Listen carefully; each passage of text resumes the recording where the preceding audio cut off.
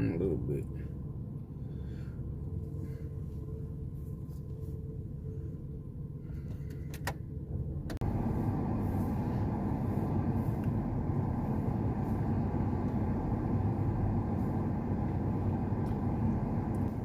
Oh, yeah, you got one there. It's okay. Maybe they'll hit the like button. Remember, everybody, hit the like button and share and subscribe.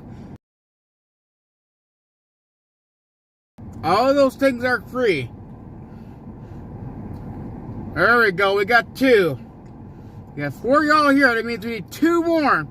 2 more likes. Now we got 6. Come on, there. You wake up. Everybody comes in. We hit the like button. We hit like, share, and subscribe. It's very simple, guys. It doesn't cost $1. It's free. Oh, we lost likes there. The lifters do that. They're Indian givers. A lot of Indian givers here.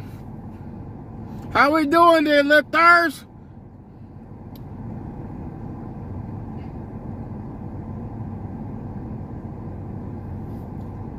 I'm just getting things ready, guys. Right now we're gonna play some stuff here, but I have to get it set up there. But after, you know what? We can all do it together. We can talk for a little bit here as I set up the stuff here. You know, it's all right. Everything will be fine. I emphasize again, it is free to join my community. The stocks I share are also free. The techniques and strategies I teach. Okay. All right. All right. Come on. Alright, we got 7 y'all here. Come on. Don't forget to hit the like button.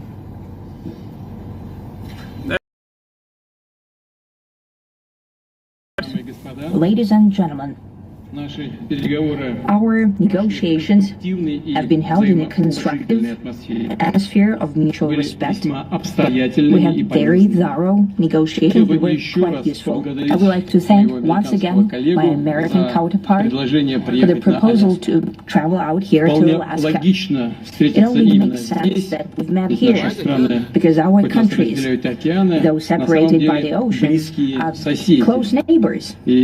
So when we've met, when I came out of the plane and I've said,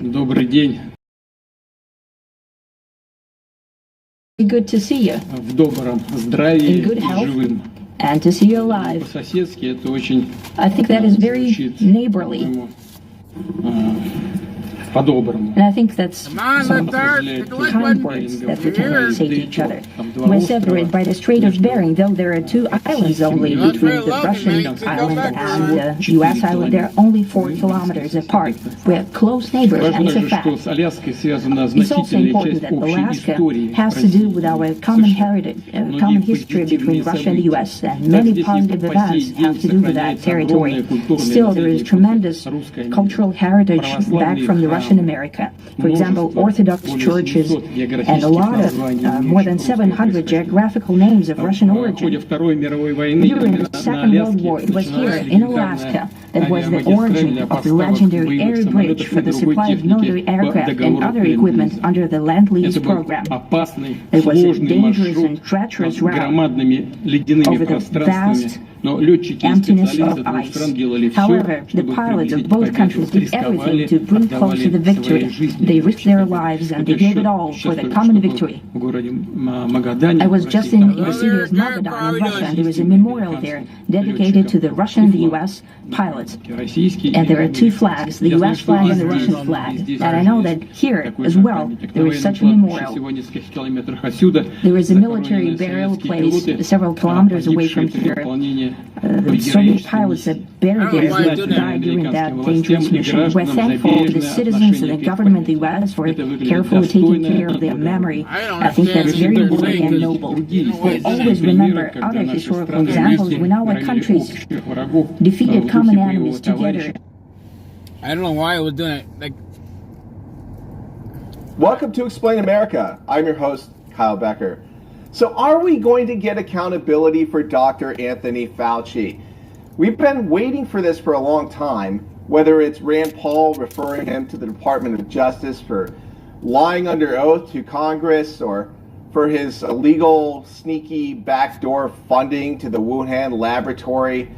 We saw with EcoHealth Alliance. Well, there's a new wrinkle in this because we have a Department of National Intelligence and a director, Tulsa Gabbard, who just issued a statement that should have Fauci lawyering up because that preemptive pardon he got, it's not worth the auto pen signature that was put on it. So before we get into this, please like, share, comment, explain America. We appreciate your support for common sense journalism. Well, Dr. Anthony Fauci, he's been one of the highest paid civil servants in U.S. history. And you go all the way back to the 80s and his complete debacle with his handling of HIV/AIDS and everything from, you know, the beagles, remember the sandflies with the puppies on them. And it's just, you know, this guy's just been a monstrous excuse for a public health official for decades. He's been cozied up to Big Pharma. This guy's been out of line for a long time and has been really doing a disservice to health in this country. And it's a good thing that Robert F. Kennedy Jr. is in there to at least shake things up. You don't have to agree with everything he does or what his particular stance is on every issue. I find it refreshing to hear another voice in there because the groupthink and the cozying up to Big Pharma, that stuff's got to stop 100%.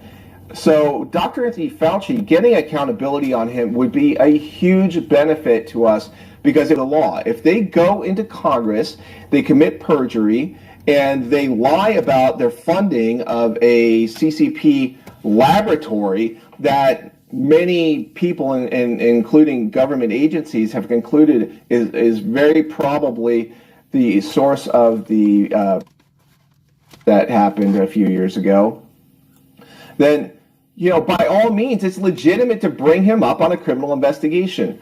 Well, one of the things that happened at the end of the Biden administration is Fauci got a preemptive pardon.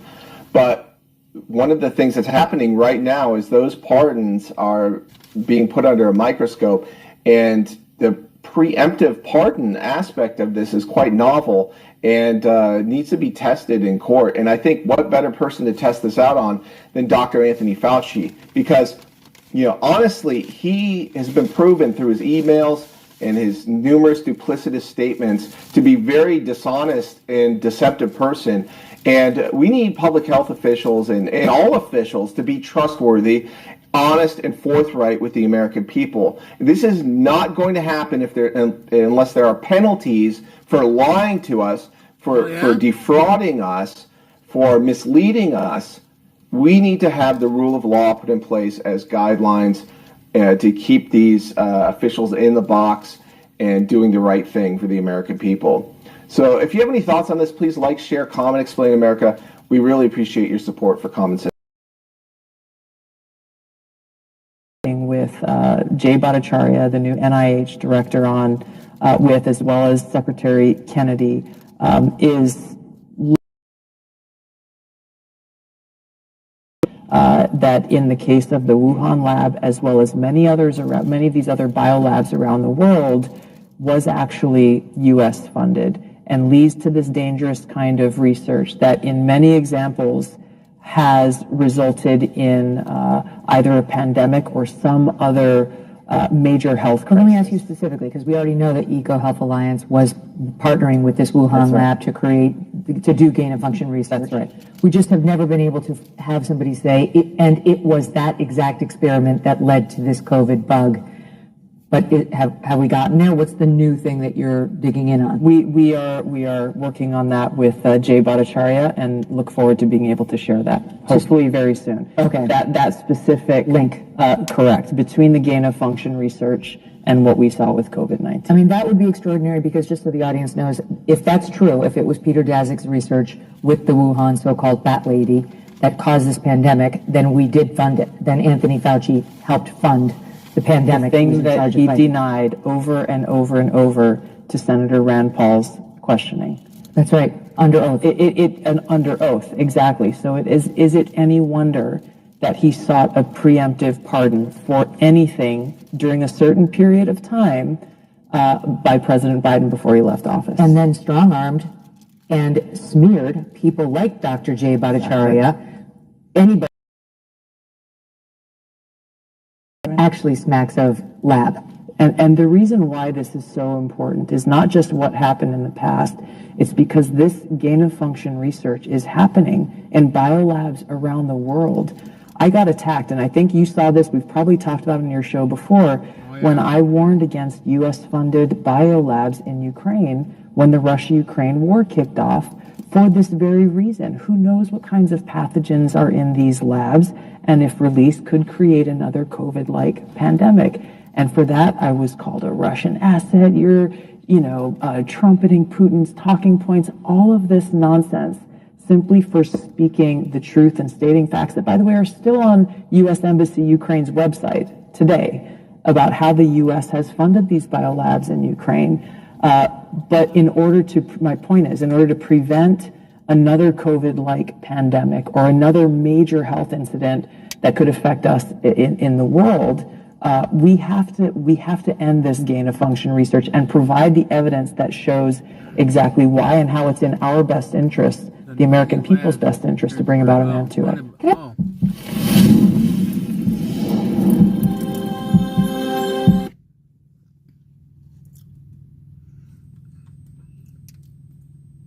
So we're going to a property in Bellwood, and we're trying to figure out whether it makes sense to wholesale it.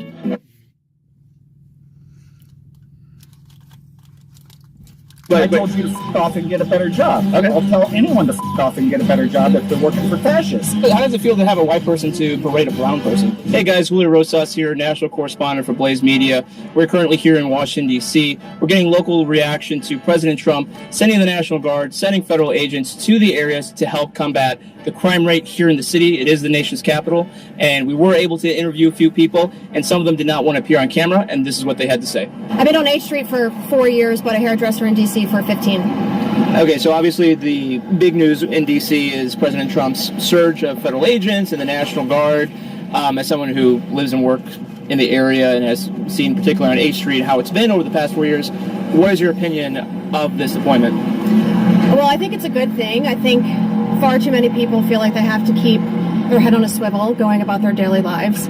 And you can't expect a society to flourish when they're surrounded by things that they can't predict or control. So it's a good thing. The crime is outrageous, and you do feel unsafe walking the streets. I know me as a senior, so she does need help, So prior to this deployment, did you feel like the city and the mayor were addressing your concerns?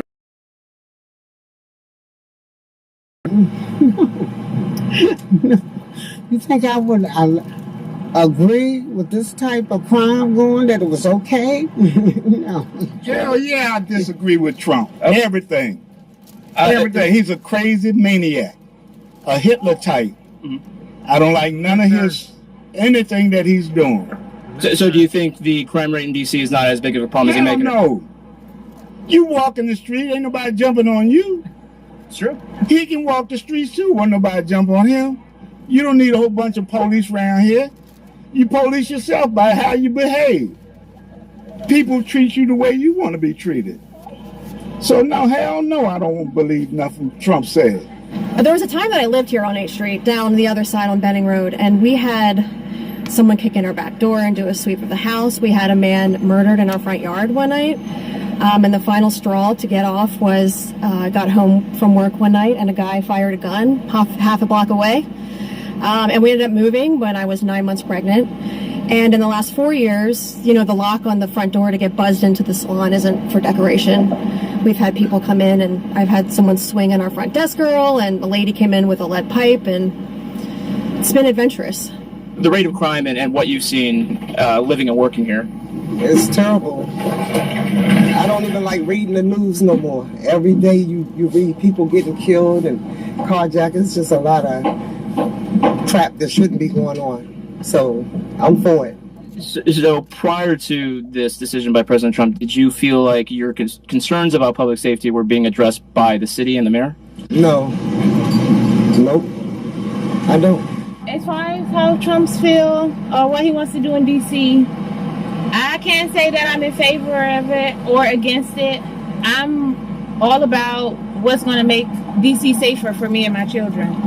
and everyone else. So if it makes it safer, we have less violence, less crime, less. They need to happen. There are a lot of people who are criticizing it, saying that, well, the crime rate's down. Does it feel like the crime rate's down to you? No, the crime rate is not down. And even though I was looking at the stats the other day, and we had the guards out, and it was very, very high. So I don't know, what's going to occur, whether it's going to be really beneficial for us or not, but something needs to happen. I mean, our mayor was the face of the defund the police movement, and I think COVID, it really took a turn. I felt like 8th Street was on the upswing and it was doing really well, and then COVID crushed everything and it never got back.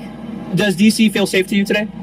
Today, it definitely feels safe, but me personally, being a God fearing woman, I'm always safe, no matter where I go at. So I do see a difference as far as bodies on the ground and robberies. It's down. I don't see it as much because, like, I live in DC, so when I see people on the ground, either I give Narcan or I call it in. But luckily, I haven't seen that today. And usually, when I leave out my house, this is a daily occurrence, like every time you leave out your door. So that's good to see that on the low, because you got kids. Yeah, and children don't understand their sleep, and their sleep doesn't work when they're still saying on what's going on in the streets. It's good. I mean, people gonna do stuff in their houses, all kinds of businesses going on, but if we can keep it certain, that's the goal. It's the nation's capital, so with the immigration and all that stuff, I can't speak on that because I have family that is immigrants, so I can't ever say somebody does or does not belong to be in America. However, let's just keep it safe. Everybody need to be safe no matter what color we are. This is the nation capital. We represent, the 50 states, and we have ties with the United Nations. Congress is here. This needs to be workable for everyone. So that's my standpoint. I wanted to get better. I'm hoping for better. As a Washingtonian, I love this place. I want it to be better. Blaze TV, who's your founder? To articulate it. Wenbeck. Yeah? There you go. No thanks. We're good. You sure? You sure? No. Why not? Because Glenn's so you can tell right-wing propagandist. Well, that's not very nice. You should not be a fascist. Don't mix pink salt with lemon and 2 other ingredients if you don't want to donate your entire wardrobe in less than a week. Don't believe me? Give me 60 seconds to explain. This is the pink salt trick that took me. Not be a fascist. I mean, who said I'm a fascist? Freaking round it up. How does it feel to have a white person to berate a brown person? Does that mean anything to you at all, or? So I assuming you're white, correct, sir? Yeah. Okay, so you're telling me to f off and telling me to get a better job. So I mean, wouldn't that be racist because you're telling it to a brown person? No. How is that? Explain. Because you need a better job. I didn't attack you for and get a better job. Okay. I'll tell anyone to f off and get a better job if they're working for fascists. Just like I told all the security guards down there, they need to get a better job at the Heritage Foundation. Just like I tell the people over at the media building, the security guards out of there, they need to get a better job because they're supporting fascism, just like you are. Even though, they eventually will come for you. You don't believe it now, but I'm a citizen, so I mean, it doesn't matter. They put all that up for grabs too when Trump is allowed to take away someone's citizenship. So don't say they're not going to come for you. It's just a matter of time before they do. Okay, well, thank you for your time. No, you can witness this. Go back and look at Germany, look at Italy, look at Hungary. Okay, it's over and over and over. They demonize minorities and start taking away, and then they're going to expand to other non-desirables. And your melatonin in your skin makes you non-desirable to white nationalists at the Heritage Foundation and over at the Christ Kirk Church. Okay. Thank you. All right, thank you. Well, you can't tell us what to do, though. This is public property. This is public property. You can't do that. What? If you don't mind asking, what's your ethnicity? Well, my heritage is Latino. Okay, I'm gonna put a paper in my face because I don't want to record me. I'm Latina. Okay. I'm Hispanic. Nice to meet you. Okay. I will say, because if you want to use the racial card, right, and not even to put my racial card, but what you're doing hurts more brown people than what we're doing. I mean, all we're doing is asking people their opinion. That's all it is. This is what I love to do. Just ask people questions, and then they freak out. It's like, whoa, we're just asking a question here. Yeah, fucking lifters.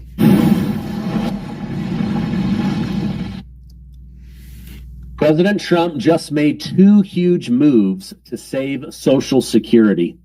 First Lady Melania Trump files a $1 billion defamation lawsuit against Joe Biden's son Hunter for saying she's connected to Jeffrey Epstein. I'll show you Hunter's response. It's ridiculous. Plus, Senator Adam Schiff gets bad news from top-ranking Republican James Comer. I'll go through all of those details. Thank you guys so much for liking and sharing these videos. Let's jump right into the news. On the 90th anniversary of the Social Security Act, signed by President Franklin Delano Roosevelt on August 14, 1935, President Trump issued a proclamation honoring the program and outlining his administration's efforts to protect it for future generations.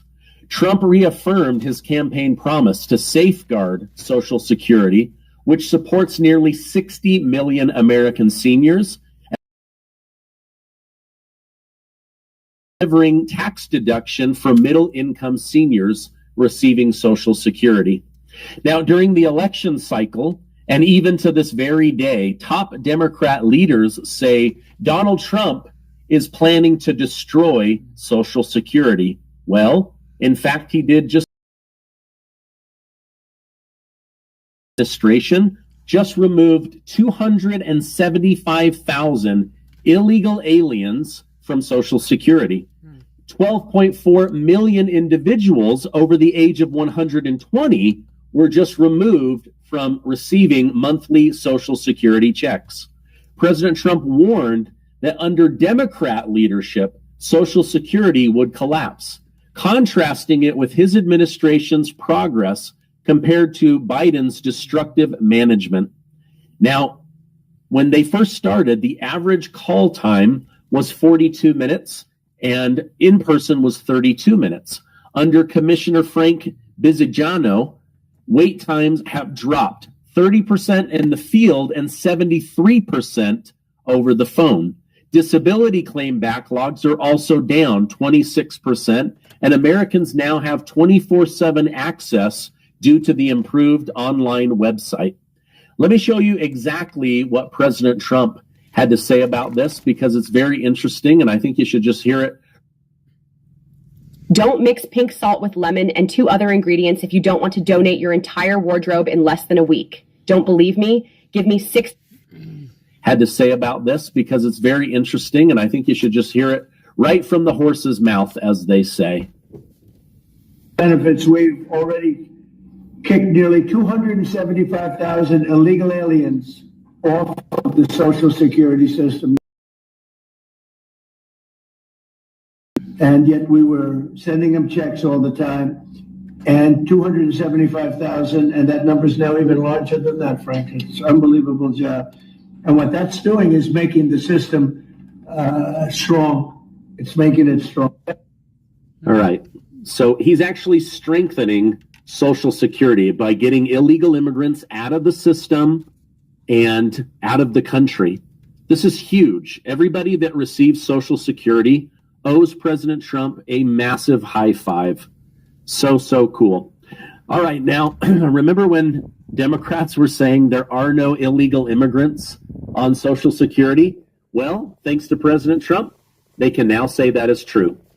In Washington, D.C., the National Guard has stepped up its presence, deploying troops to the National Mall and Metro Station as President Trump keeps his promise to remove and bring crime down in the nation's capital.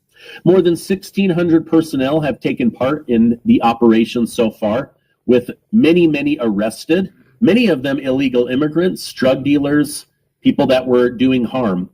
In total, 800 National Guard are fully mobilized, working hand in hand with the Washington, D.C. police. They are not allowed to carry guns, but they are allowed to. Hasn't been without pushback. At a downtown checkpoint, protesters were heard yelling, Go home, fascist pigs, and many other obscene things. Now, listen to what former House Speaker Nancy Pelosi had to say about this topic, because she believes that Donald Trump is ruining the country, but I beg to differ. Listen to what she had to say about Trump. Any of the actions that are taken have to understand what their purpose is, and that they are doing the right thing. You know, you look at what's happening in Washington, D.C. We all want to secure our border. We all want to have safety in our communities. But is what the president is doing at the border, or what he's doing in Washington, D.C., in furtherance of that? I don't think so. You know, I don't know what their mission is, but I do know that when we want to secure our border, but we cannot do it while we squander what the purpose is of the men and women in uniform that we're sending there. All right. That lady is a loser and a liar, and she's crazy, and she makes no sense. She literally said, we all want to secure the border and make our communities safe, but not the way Trump's doing it, right? Because the way Trump's doing it, nobody's crossing the border right now. And the way Trump's doing it, nobody's getting mugged or violated. They are removing those people. This is the group that wanted 15 million people to flood into the country. This is the group that said, we've got the best border bill in American history, and it allowed 5,000 people into the country before the president would get involved. That was on a daily basis. They want criminals in the street. They literally fly to other countries to check in on criminals instead of consoling criminals' victims. The Democrat Party is evil and mean, and they are going down. And it makes me very happy. But I can see why Trump calls Nancy Pelosi crazy Nancy Pelosi. All right, furthermore, Attorney General Pam Bondi announced that Washington, D.C. will no longer operate as a sanctuary city. President Trump has ordered her to work with the police. Everyone now must notify ICE if they come in contact with illegal immigrants. She revoked several executive orders issued by D.C. Police Chief Pamela Smith that restricted cooperation with ICE, including bans on arrests based solely on immigrant warrants, sharing intimate release information, and allowing for ICE interrogation. Pam Bondi argued these measures shield criminals and make our cities unsafe. Well, she's absolutely right. All right, now I want to tell you guys about our First Lady, Melania Trump. A couple of weeks ago, many of you doubted me when I said that Democrats were with being a Jeffrey Epstein victim, or maybe she was friends with Epstein, or maybe she helped with his trafficking organization, or maybe she was sold to Donald Trump by Jeffrey Epstein himself. Well, now Melania Trump is suing Joe Biden's son, Hunter, that's good, for $1 billion because he continues to defame her, trying to link her to Jeffrey Epstein. Eric Swalwell did the same thing. Some are saying, well, maybe now the Trumps should go after Eric Swalwell. So they're suing for defamation, $1 billion for accusing Melania of being part of the Jeffrey Epstein trafficking situation. I'm going to bring up Hunter Biden's reaction to this because I think it's really fascinating. Let's go ahead and watch this together. Ladies and gentlemen, the day of presidential litigation has arrived. It's lawsuit time. In my hand is a legal demand letter addressed to Mr. Hunter Biden from the First Lady of the United States, demanding a retraction of Channel 5's video called Hunter Biden Returns, in which Mr. Biden here makes some speculative comments Trump and Donald Trump. Okay, well, they knew each other well. They spent an enormous time together. According to his biographer, is that Jeffrey Epstein introduced Melania. Epstein made the intro. Yeah, according to Michael Wolff. And so I only can go by what people are saying, and I don't know. He didn't make these claims out of nowhere. They come from another journalist named Michael Wolff, who is a biographer that actually spoke to Jeffrey Epstein. But now here we are. And I've got $1 billion document in my hands because Mrs. Trump is seeking $1 billion in damages if we don't take the video down. And if Hunter here doesn't issue a formal apology to Mrs. Trump. So now we're here maybe to give you the platform to apologize to the First Lady for your statements that you made about her possible connection to Jeffrey Epstein. Fuck that. That's not going to happen. Okay, well, there you have it. So his response to a family who has won hundreds of millions of dollars in defamation lawsuits is, F you, I'm not going to retract associating you with that creepy pedophile loser, Jeffrey Epstein. I don't know. Let me know what you guys think in the comments. I think he would be wise to apologize and back down from that one. All right, I've got more to tell you, but first a word from our sponsor. Did you know your liver is the second largest organ in your body and responsible for over 500 vital functions? Don't mix pink salt with lemon and 2 other ingredients if you don't want to donate your entire wardrobe in less than a week. Don't believe me? Give me 60 seconds to explain. This is the pink salt trick that took me from 179 to 126 in 2 weeks. Or better yet, the $2 natural. Okay? All right, let's start. You talked a little Listen, bit. what I mean by that is A.G. Bondi brilliantly highlighted our partners, Director Ratcliffe at the CIA and Director Gabbard over at the DNI. We are working with them because the documents that would facilitate an investigation of this magnitude don't just rest at the FBI and DOJ. They're throughout the intelligence community.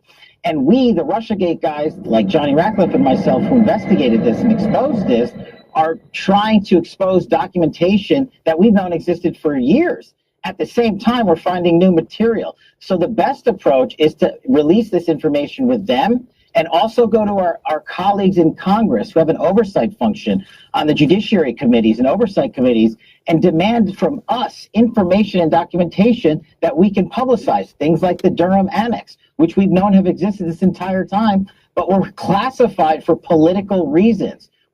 All right, so do you hear what he's saying? We are dripping this information out on the American public. We are making this information common knowledge to the best of our ability. And anything that was classified, we're getting permission to make it unclassified. Yes, sure, yes. Do you understand that the Biden DOJ knew all of this crap on Obama, on Clapper, on Comey, on Brennan, on Hillary Clinton? It was all in the annex. It was all in the FBI. And they did not. And they hid all of it, or they kept it top secret so that you and I, with low security clearance or no security clearance, couldn't see it. We're educating the American public as we build through this transparency initiative. And where the investigation goes, I can assure you of this. We will max accountability for the American public. We delivered before when we ran the Russiagate investigation. I now happen to be President Trump's choice for FBI director, and I'm honored to lead that charge with our great partners in Johnny Ratcliffe and our great Attorney General and the prosecutors they have over there who are just as committed to justice as everyone should be, blindly so. We are going to de-weaponize the FBI and get its credibility back to the American people by delivering the accountability they need, by showing them what we're doing every step of the way. That has never been done before. All right, now part of this is they are going up against the deep state. Now, I told you guys a couple videos back that President Trump was demanding this information be released, and the CIA was trying to block him.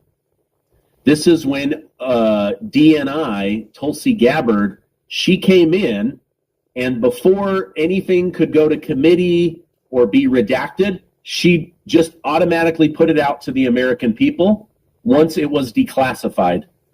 So these guys are playing high-level chess that we're not seeing behind the scenes, and Kash Patel is trying to let you know, we are trying to do this in the public sphere so that you guys are educated and you see what we're doing. not only are we trying to rebuild credibility, but we're also letting you know the stuff you want, the people you want in trouble, in jail, that tried to ruin your life, your family, the president. We are going after all of them. So I love this transparency. I think it's amazing. So, so great. All right, now, Gavin Newsom, somebody mailed him a Trump 2028 hat, and the guy literally is having a meltdown over it. Let's go ahead and watch that together. Wake up, America. Wake up. You will not have a country if he rigs this election. You will have a president who will be running for a third term. Mark my word. I wasn't exaggerating when I said that I received in the mail a Trump 2028 hat from one of his biggest supporters. These guys are not screwing around. The rules do not apply to him. The most corrupt president in history. Doesn't believe in free enterprise, crony capitalism. He is wrecking this country, wrecking the economy. He's a lawless president. Wake up, America. Wake up to what's going on. All right, wake up, America. Yeah, wake up and let me know in the comments, do you agree with Gavin Newsom that Trump is wrecking the economy, that he is a fascist, that he's destroying the country, that he will rig the election to get himself elected in 2028? This guy is not screwing around, says Gavin Newsom. I don't know. Let me know in the comments. Do you believe that? I don't. I think Trump's doing a great job. He's doing awesome. I, for one, appreciate what he's been doing, and I hope you do as well. All right, now, Newsom ally Adam Schiff also made a fool of himself. According to The Blaze, Adam Schiff has accused President Trump of being a corrupt president, making more money for himself and his family than any other president. Let me go ahead and show that to you because it's good stuff. This guy ran on a platform of bringing down the cost of the American people, and he's a failure. He's a failure. Costs continue to rise, but take solace in this. As you, the American people, are paying more and more for your everyday lives, Donald Trump's economy is going great. His personal economy is great. He's building a $200 million ballroom for himself. He just got his third Air Force One he ever had. 50 milliliters of lemon juice, 1 tablespoon of pink salt, 1 tablespoon of baking soda, and some ice cubes, right? He's making more money for himself and his family than he ever had. All right. Wow. So he just said to California, it's hard for you to afford to live here and make a living and take care of your family because of Trump. And that Trump is a failed president. Look at this. All of this increase in cost of living came under Joseph Robinette Biden. It came under Gavin Newsom. It came under Congressman Adam Schiff, now Senator Adam Schiff. The Democrats posted this. And then when they got all the pushback, this page doesn't exist anymore. So Adam Schiff is a liar. It's what he does best. He lies. So look at this. This is Trump in the first term, making your life great. All of this increase is under Joe Biden. And then they say Donald Trump is a failed president. Well, just based on how expensive life got under Biden, I would say, but what do I know? I'm just a guy here on the internet. Oh gosh, they fall for this. The 100 people that showed up to Newsom and Adam Schiff's rally, they fall for this. It's just absolute insanity to me. I really do worry for Adam Schiff. Now, he said the president is making more money for him and his children than ever before. I don't know that that's true, but this guy in California was sure making a lot of money. Democrat Los Angeles City Councilman has been charged for embezzling $800,000. This guy allegedly stole $800,000 from his fellow California Los Angelesans. But Donald Trump is the problem. Donald Trump is the reason that it's hard to live in California. It has nothing to do with the highest taxes in the land, the fact that you're giving billions and billions of dollars in free health insurance, free Medicare, free Medicaid to illegal immigrants, the fact that you guys literally paid people to sit at home, that you kept the lockdown going for months and months and months after it was officially declared dead. We know the libtards. Bunch of morons running the state of California. No, they believe in California. Gavin Newsom, dude, if you run for governor, or excuse me, for president, they are going to bury you. But then again, there's a lot of stupid Democrat voters. It's really sad. All right, last story on Adam Schiff. We had Congressman James Comer took some time away from his family to let us know what's going to happen with Adam Schiff when they get back from break. When you talk about Adam Schiff, not only is this coming to light that he leaked classified data, that he colluded with the media to try to create a false narrative to hurt our president of the United States, to hurt our foreign policy, to influence the elections. Yeah. But he's also involved in a mortgage scam. So I think that the walls are closing in on Adam Schiff, and I think the Department of Justice has ample evidence now to move forward and hold Adam Schiff accountable for the many crimes that he's committed. You heard it right there. Many crimes committed. When they get back from break, I told you, I showed you another congresswoman. She said, oh, we may be on break, but behind the scenes, we're talking about removing him from his position. We're talking about getting him kicked out of Congress. And now you've got the DOJ getting all this information from CIA, DNI, FBI about his lies. They're corroborating it. And you've got the mortgage fraud. I think this dude's going down.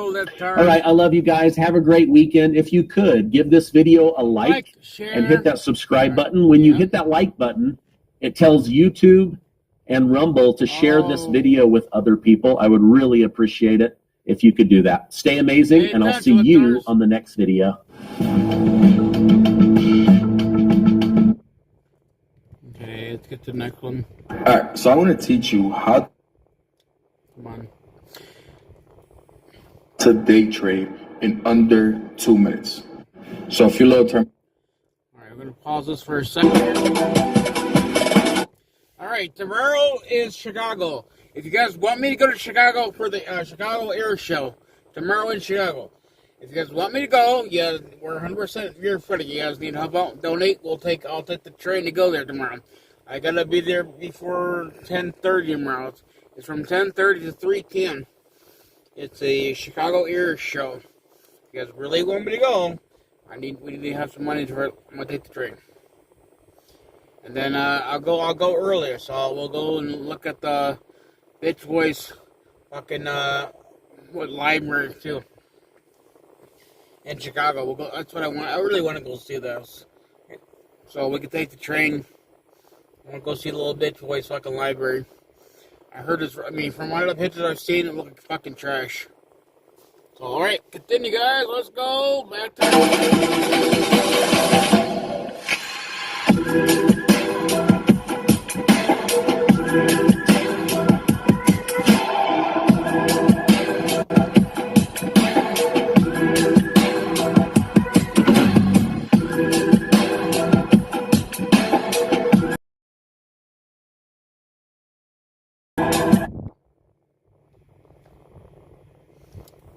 so you get this here playing. There you go.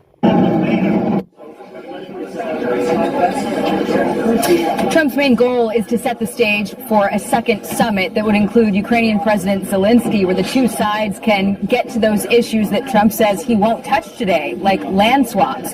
But Zelensky has set a prerequisite for that at a ceasefire.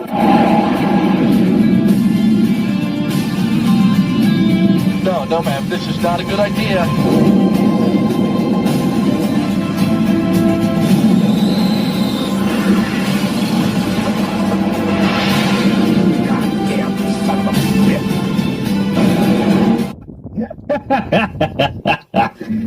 Oh no, Donald, my coffee. My coffee disappears.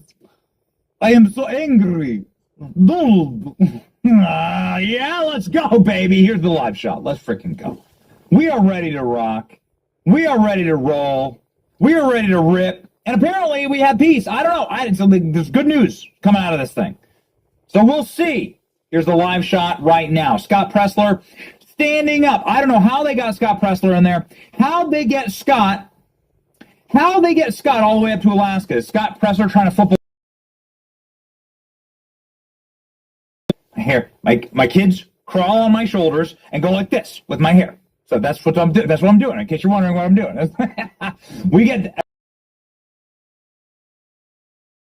back to the studio, and here we go. Both Klein and I, burning rubber, back to the studio, and we are locked and ready to go. So we got Scott Pressler. She should be New Jersey or Pennsylvania, but here he is. Standing right there, doing a stand-up on live TV. There goes Steve Witkoff walking behind. It's the Chicago Air Show. Here's your live shot. Soon we will have Vladimir Putin and Donald Trump up on stage. Now, you can already notice something really funny about the troll here. Look at the height of Trump's mic versus Putin's mic. Yeah, is that kind of funny? Well, that's because good old Vladimir is a little bit shorter than Donald Trump. If you would, Klein, can you please pop up my window? There we go. Now, as you know, what's going to happen here is that we're going to chit-chat about everything that's gone on over the last few hours since we've been live. And then we are going to be, I'm going to get cut off the second that we hear that President Trump and Vladimir Putin are walking to the stage, okay? So you can expect us to miss absolutely nothing. President Trump has finished a 3-hour meeting. Now we are ready to rock. Donald Trump's already been rocking. Look at these photos. Look at that. Look at him go. President Trump greeted Vladimir Putin with an absolute act of total majesty, a complete power move. Look at this. Vladimir Putin left absolutely jaw on the floor as B-2s and F-22 Raptors buzzed his head. Check this out.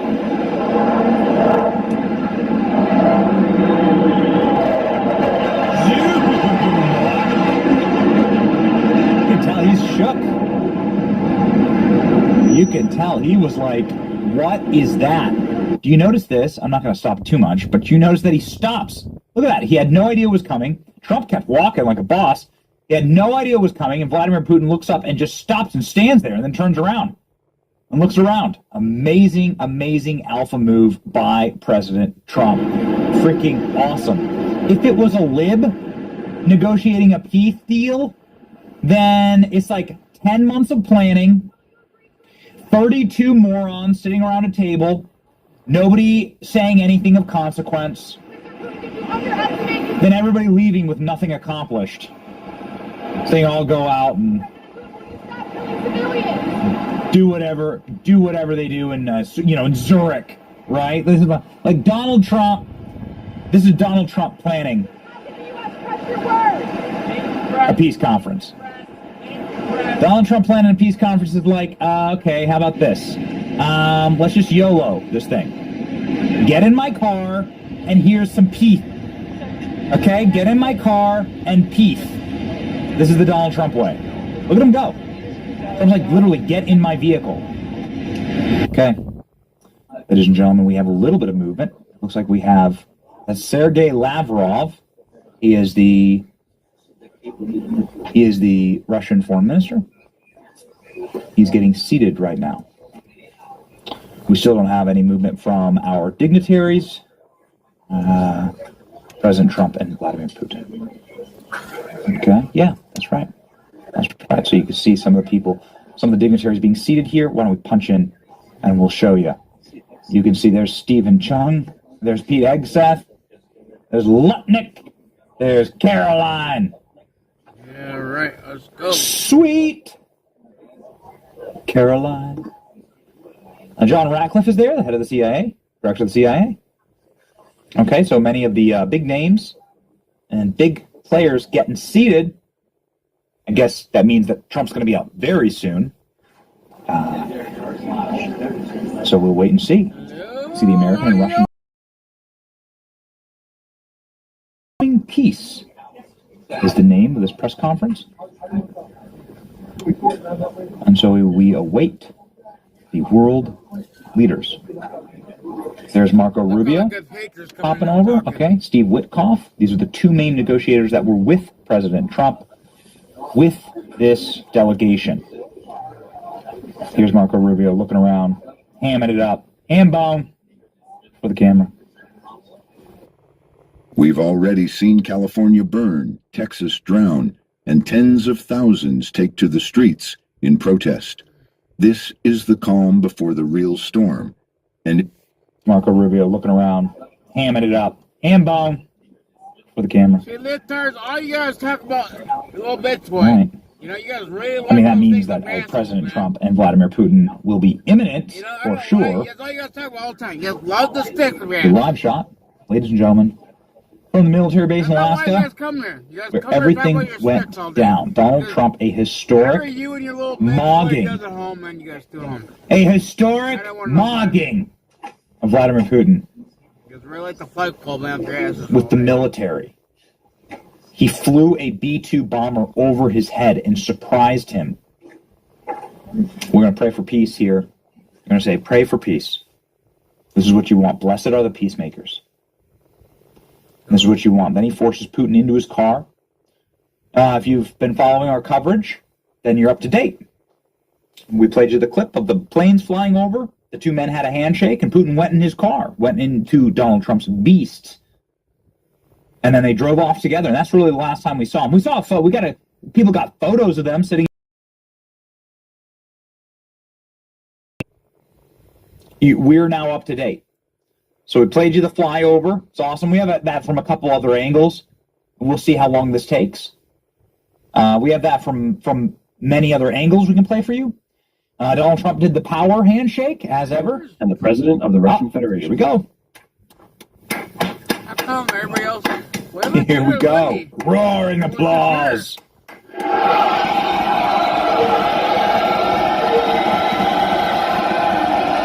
Mr. President, ladies and gentlemen, our negotiations have been held in a constructive atmosphere of mutual respect. We had very thorough negotiations that were quite useful. I would like to thank once again my American counterpart for the proposal to travel out here to Alaska. It only makes sense that we've met here because our countries, though separated by the ocean, are close neighbors.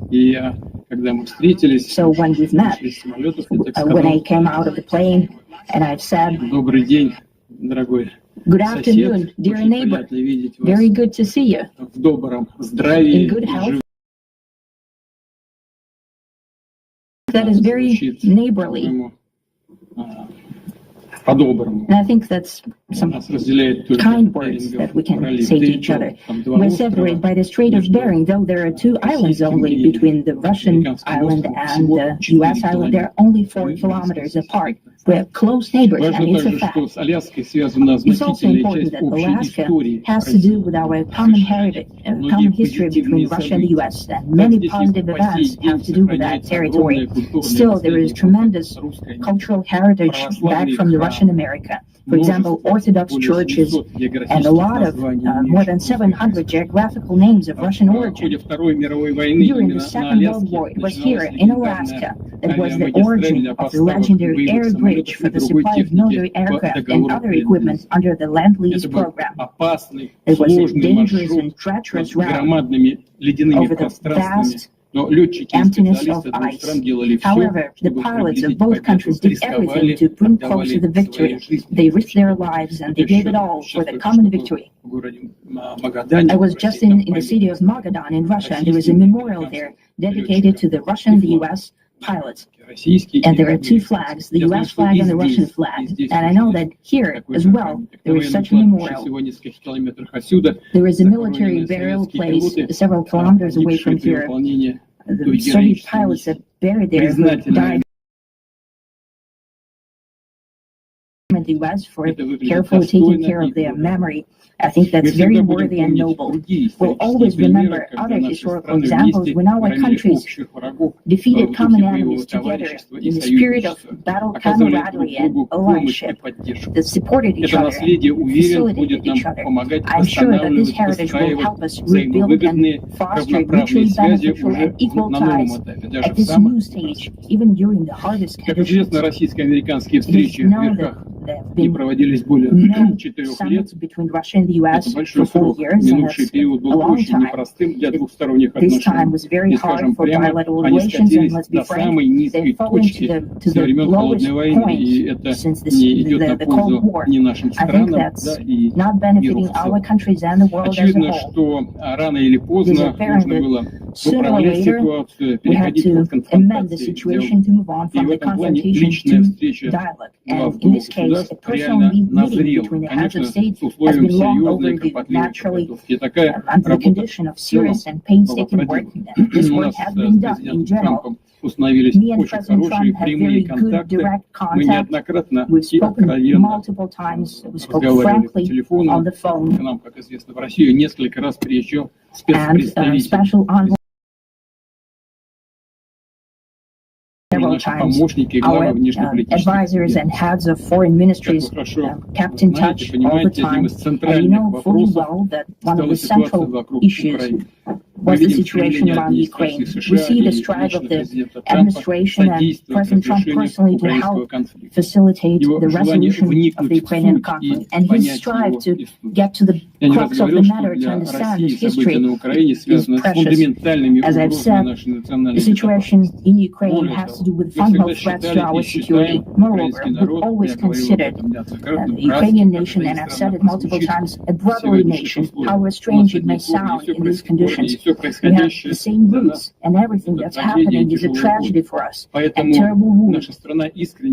Therefore, the country is sincerely interested in putting an end to it. At the same time, we're convinced that in order to make the settlement lasting and long-term, we need to eliminate all the primary roots, the primary causes of that conflict. And we've said it multiple times, to consider all legitimate concerns of Russia and to reinstate a just balance of security in Europe and in the world on the whole. And I agree with President Trump, as he has said today, that naturally the security of Ukraine should be ensured as well. Naturally, we are prepared to work on that. I would like to hope that the agreement that we've reached together will help us bring closer that goal and will pave the path towards peace and see that constructively, and that they won't throw a wrench in the works. They will not make any attempts to use some backroom dealings to conduct provocations to torpedo the nascent progress.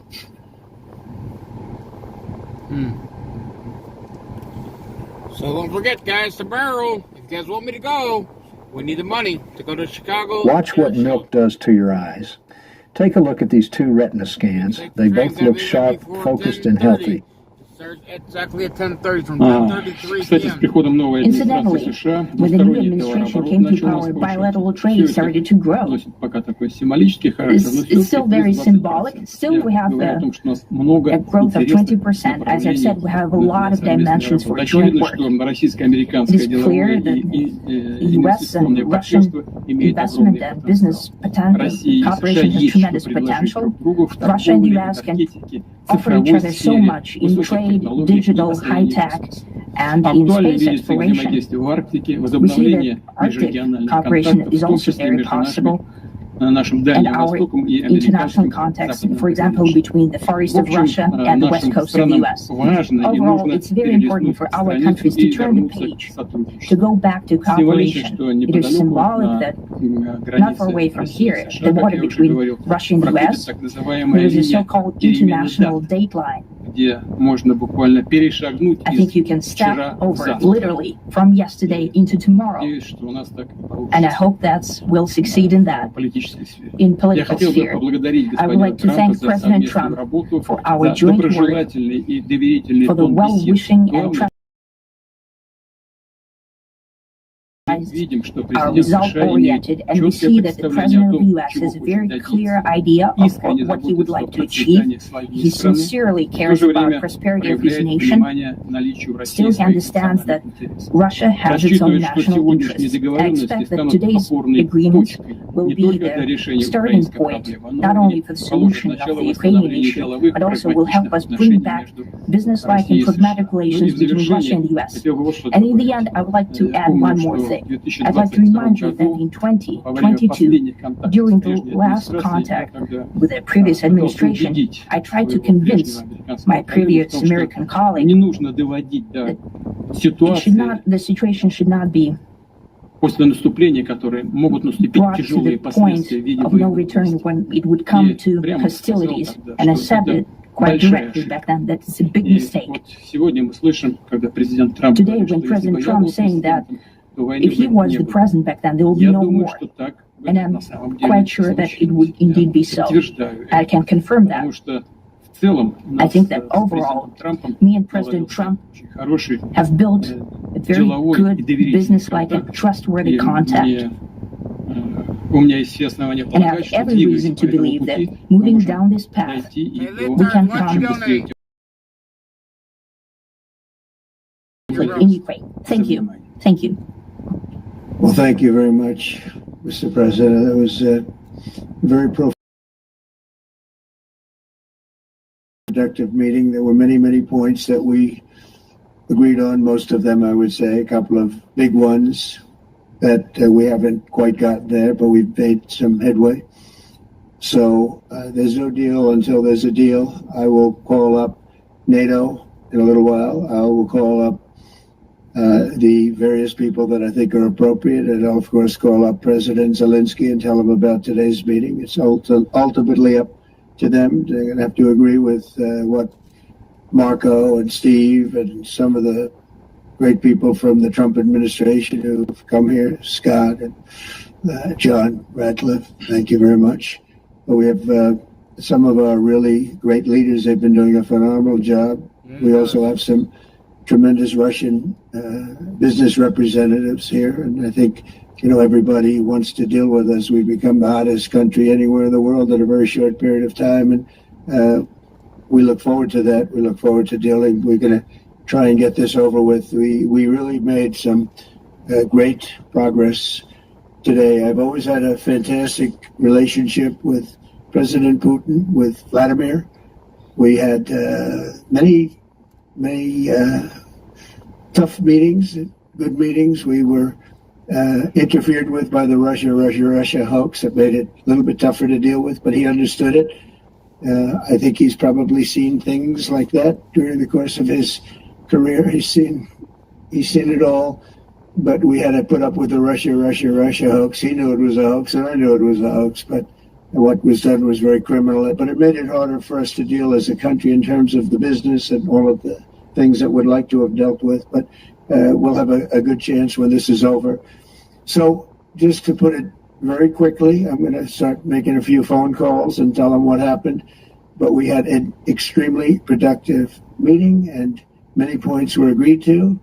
There are just a very few that are left. Some are not that significant. One is probably the most significant, but we have a very good chance of getting there. We didn't get there, but we have a very good chance of getting there. I would like to thank President Putin and his entire team, who I know in many cases, other than that, whose faces I get to see all the time in the newspapers. You're almost as famous as the boss, but especially this one right over here. But we had some good meetings over the years, right? Good, productive meetings over the years, and we hope to have that in the future. But let's do the most productive one right now. We're going to stop really 5, 6, 7,000, thousands of people a week from being killed, and President Putin wants to see that as much as I do. So, again, Mr. President, I'd like to thank you very much. And We'll speak to you very soon and probably see you again very soon. Thank you very much, Vladimir. Next time in Moscow. Ooh, that's an interesting one. I don't know. I'll get a little heat on that one, but I can see it possibly happening. Thank you very much, Vladimir. And thank you all. Thank you. Thank you. Thank you so much. No questions? I serve my country, and now I carry legally everywhere I go. Here's how. National Concealed Carry Reciprocity is here. No questions?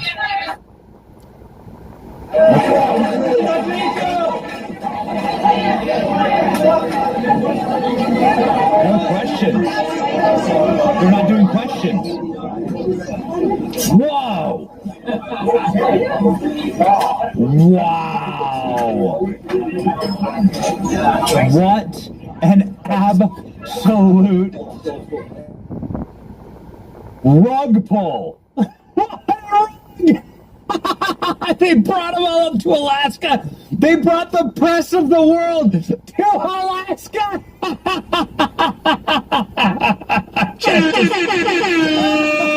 Oh, man. Just look at their faces. That's so funny. Oh, my gosh. You brought them to a different continent, practically. Just to stand there, just to sit there and get the pre-recorded, like, hey, we made an agreement. Let me give you the TLDR of the full, because I have the whole transcript in front of me. We made an agreement. It was amazing. Very freaking love each other. We did some shots of vodka. It's great. It's great. Smoked a cigarette. Anyway, I gotta make a couple of phone calls. You bastards can enjoy your 9-hour trip back to your studio apartment and your cats and your White Claw. Your watermelon White Claw. You losers. It isn't sentence. A historic global rugging of the press. It's actually really funny. All right, let's roll there. Let's roll through some of this stuff off the top of the dome. So the big takeaway is that Putin's like, Trump's right. If he were president, there would have been no war. What an unbelievable thing to say. That is ripping through my timeline right now. Looks like we have, we have a couple clips coming in, so we'll play them back for you. Amazing. I still can't believe it. Yeah, it's like I had to just travel like a few minutes down. The crib is only a few minutes from the studio, so I just had to like go peace out and come over to here. All these left-wing reporters had to travel effectively to Russia. Have you ever seen a map of Russia and Alaska? Do you know they're separated by like 10 miles? You know, it's like nothing. You can just like Sarah Palin. Anybody remember this? I can see Russia from my house. She never actually said that. It's an SNL skit. Nonetheless, you can see Russia from Alaska. There are islands that are almost nearly connected, but continental America in Alaska and Russia are like, dude, you could row in a canoe from one to the other. Anyway, the point is that Trump drags all of the press that hates him all the way up there to the frozen Arctic tundra of this Air Force base.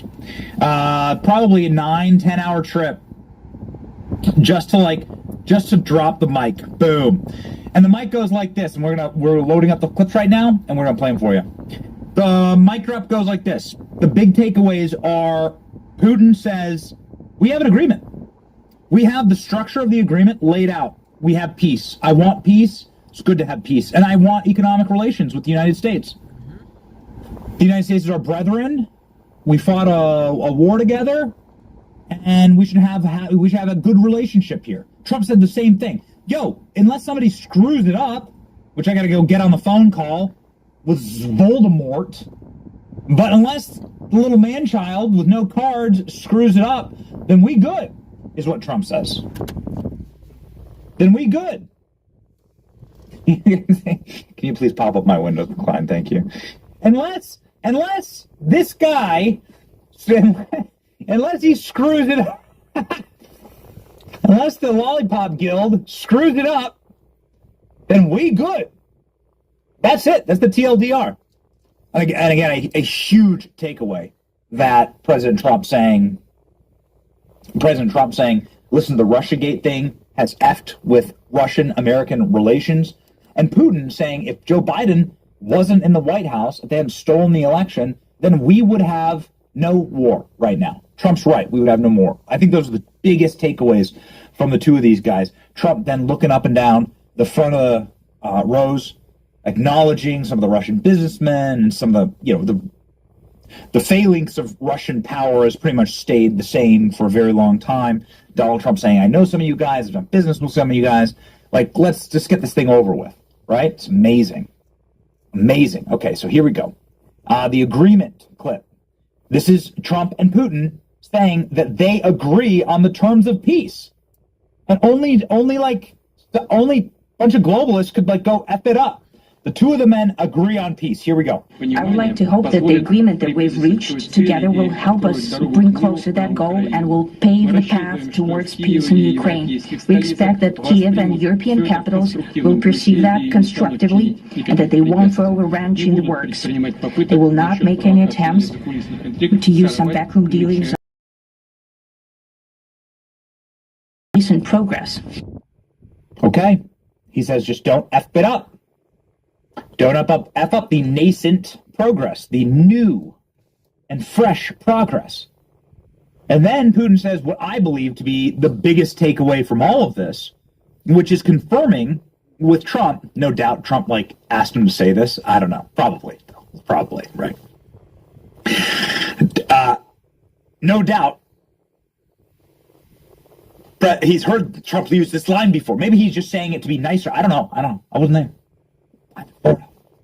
But I didn't get my ass dragged all the way to Alaska just getting 0 questions to the press. It's so awesome.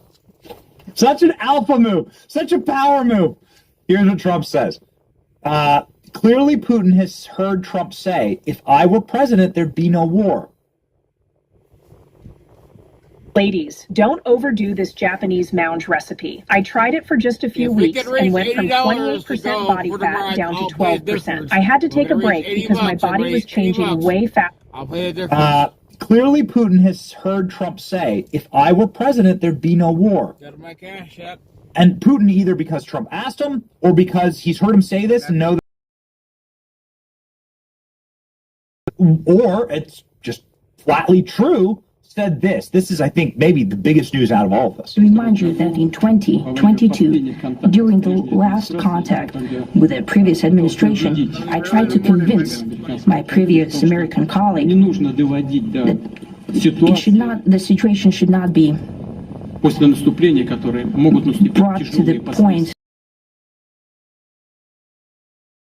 And I said it quite directly back then. That's a big mistake. Today, when President Trump saying that if he was the president back then, there will be no war. And I'm quite sure that it would indeed be so. I can confirm that. I think that overall, me and President Trump have built a very good, business-like and trustworthy contact.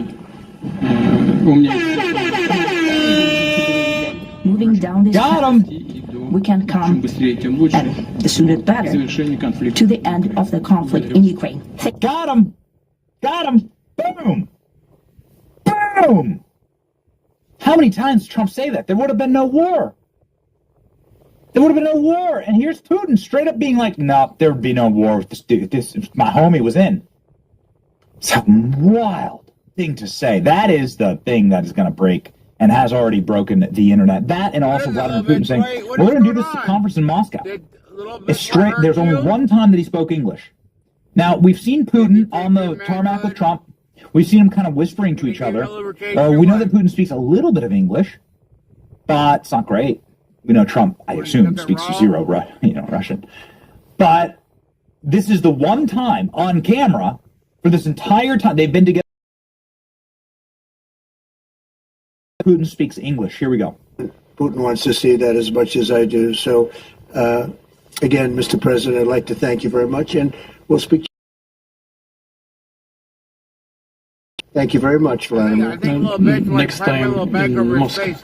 They want to see his That's face. an interesting one. I don't know. I get a little heat on that one, but I could see it possibly happening. Thank you very much, Vladimir. And thank you all. Thank you. Thank you. Wow.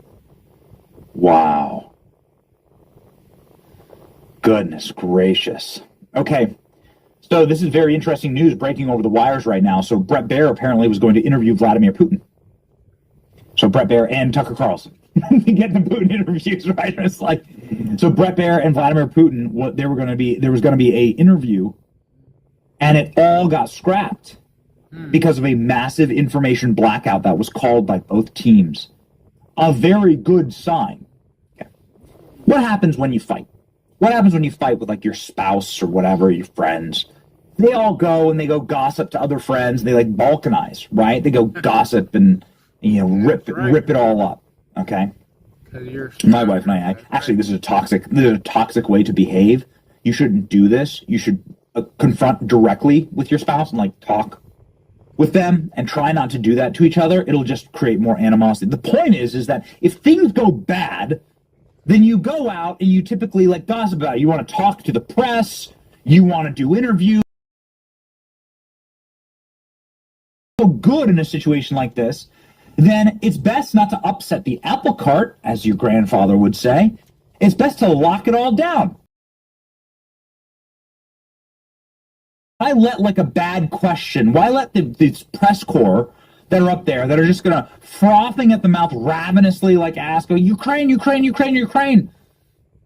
Volodymyr Zelensky's probably in the press corps. He's probably wearing a Scott Pressler mask.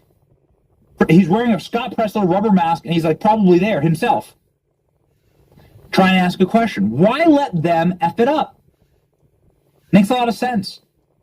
It's so wise. Just do a massive information. You have a good thing going. Do a full information blackout. Don't let the press mess with it. Don't let people meddle. Lock it down and move on. So Brett Baer is saying that he had his Putin interview cut because apparently things went so well. You understand how that would work, right? You understand how that works? It's great. It's great news. It's very great news. Vladimir Putin had a constructive summit, and that they are effectively there on the ceasefire deal here from the White House. I believe we had a very productive meeting. There are in many ways many points that we all agree on. There's no deal until there is a deal. I will call up NATO, and of course I will call up Zelensky. I'll tell him about today's meeting. We really made some great progress. I think we have this clip. Pretty sure we do. There it is. Boop. Bop. So Trump says, hey, you know what I'm going to do? I'm going to get on the phone. I'm going to start working. I'm going to start heating up. I'm going to send a couple heaters. And what did I tell you? Putin just confirmed the war would have never happened.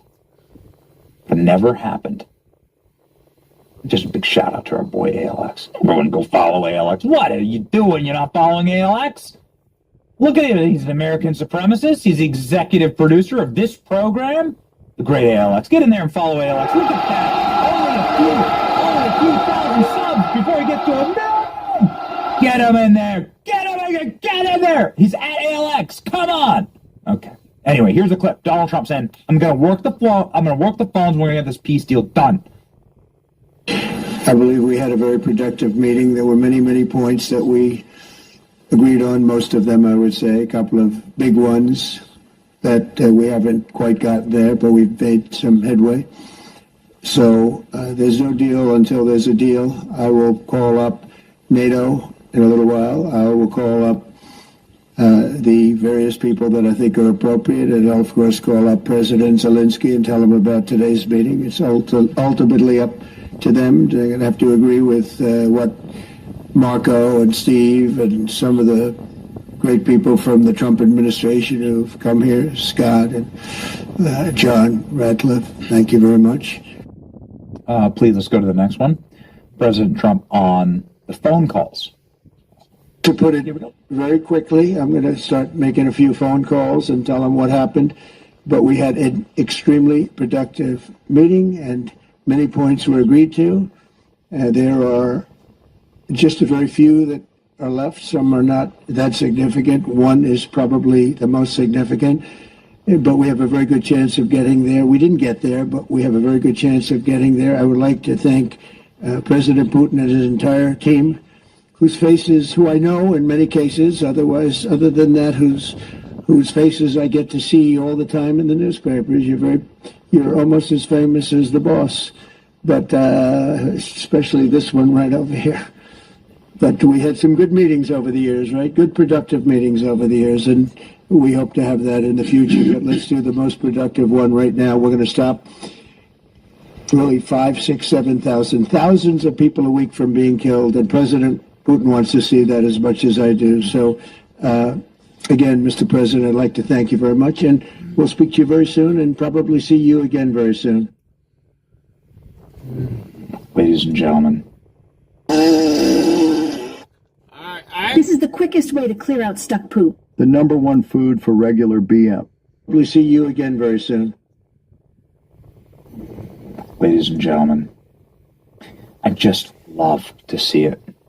President Trump is the world's greatest diplomat and peacemaker, and an important reminder that you have it directly from Vladimir Putin that Joe Biden and Kamala Harris started the war in Ukraine, and probably did so for profit.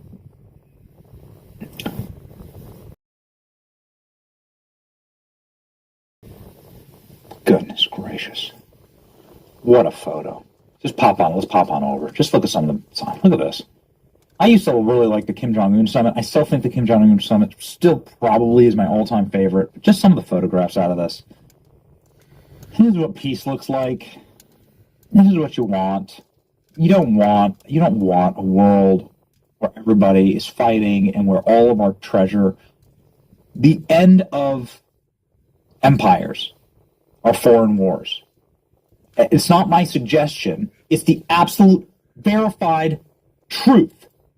Whether you're talking about Carthage, whether you're talking about Rome, Greek empires, Ottoman empires, any sultan, any king, any principe, every single czar, everyone's empire collapses through foreign adventurism. The British Empire and the American Empire will fall the same way. And so I am against it.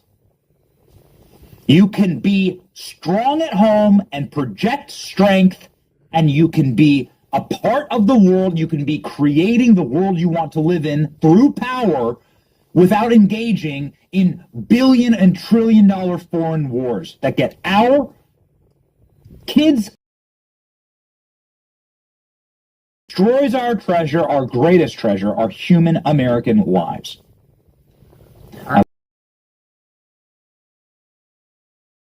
Liberals negotiating a peace deal. 6 months of planning, big summit in Prague, Geneva, or Doha. 32 court eunuchs sit around a table. Nothing significant said or accomplished. Trump negotiates peace deal. 1 week of planning, YOLO the entire thing, meet at an Air Force base in Putin's backyard, one-on-one, man-to-man discussion, fly a B-2 stealth bomber overhead just to flex American power. Who is the peacemaker? It's exactly what they did, man. It's so freaking awesome. Look at these clips. Trump, Putin, the F-22 Raptors.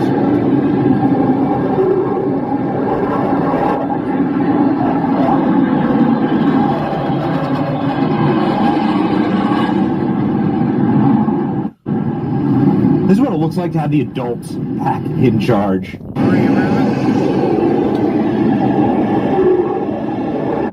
Alright, I'm gonna go inside, use the bathroom real quick. I will be back, but I'll play the video. But, I'll just stay tuned. Think about tomorrow. If you guys really want to go, it's up to you guys.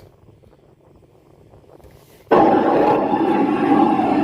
that sound? I mean, it's total space age. Ah, so cool. It's so awesome. You see him flying.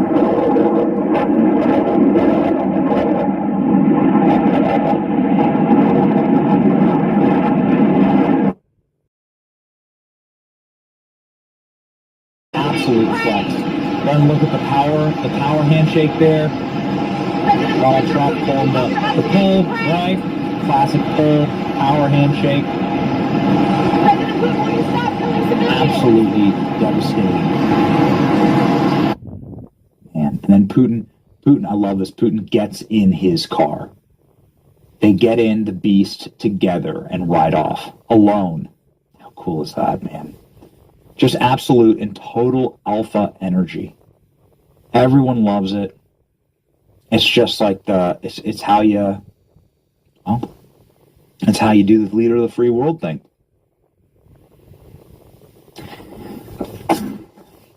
Forgive me, ladies and gentlemen. Forgive me. Okay, here we go. Let's go to some of the reactions here, shall we? We'll talk through a little bit more about what we got. I don't think we'll have any more clips today. ALX, what Bret Baier clips should we play? Bret Baier did a long interview with President Trump. I think the Bret Baier Trump Hillary stuff is pretty funny. Here we go.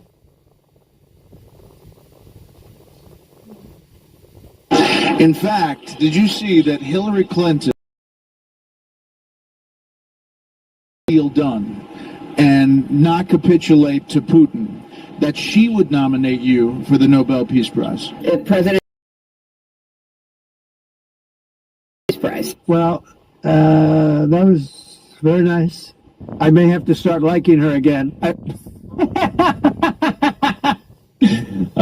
Please don't. Please indict her.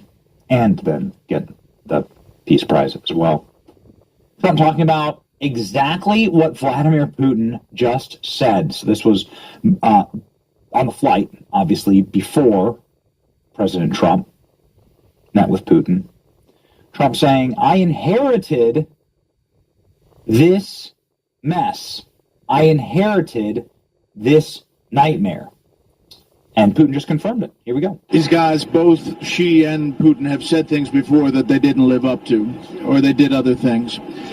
And, when you were campaigning, you said, we can solve this right away, 24 hours. You got into it, you've explained, it's much more complex. It's tougher, right? So I thought this would be, I settled 6 wars recently, like Congo was going on. This was with Rwanda, was going on for 31 years, and I got it settled. We have a case with, take a look at Cambodia, take a look at it, so many. And the most difficult ones turned out to be easy. The easiest one, which should be this one, turned out to be the toughest.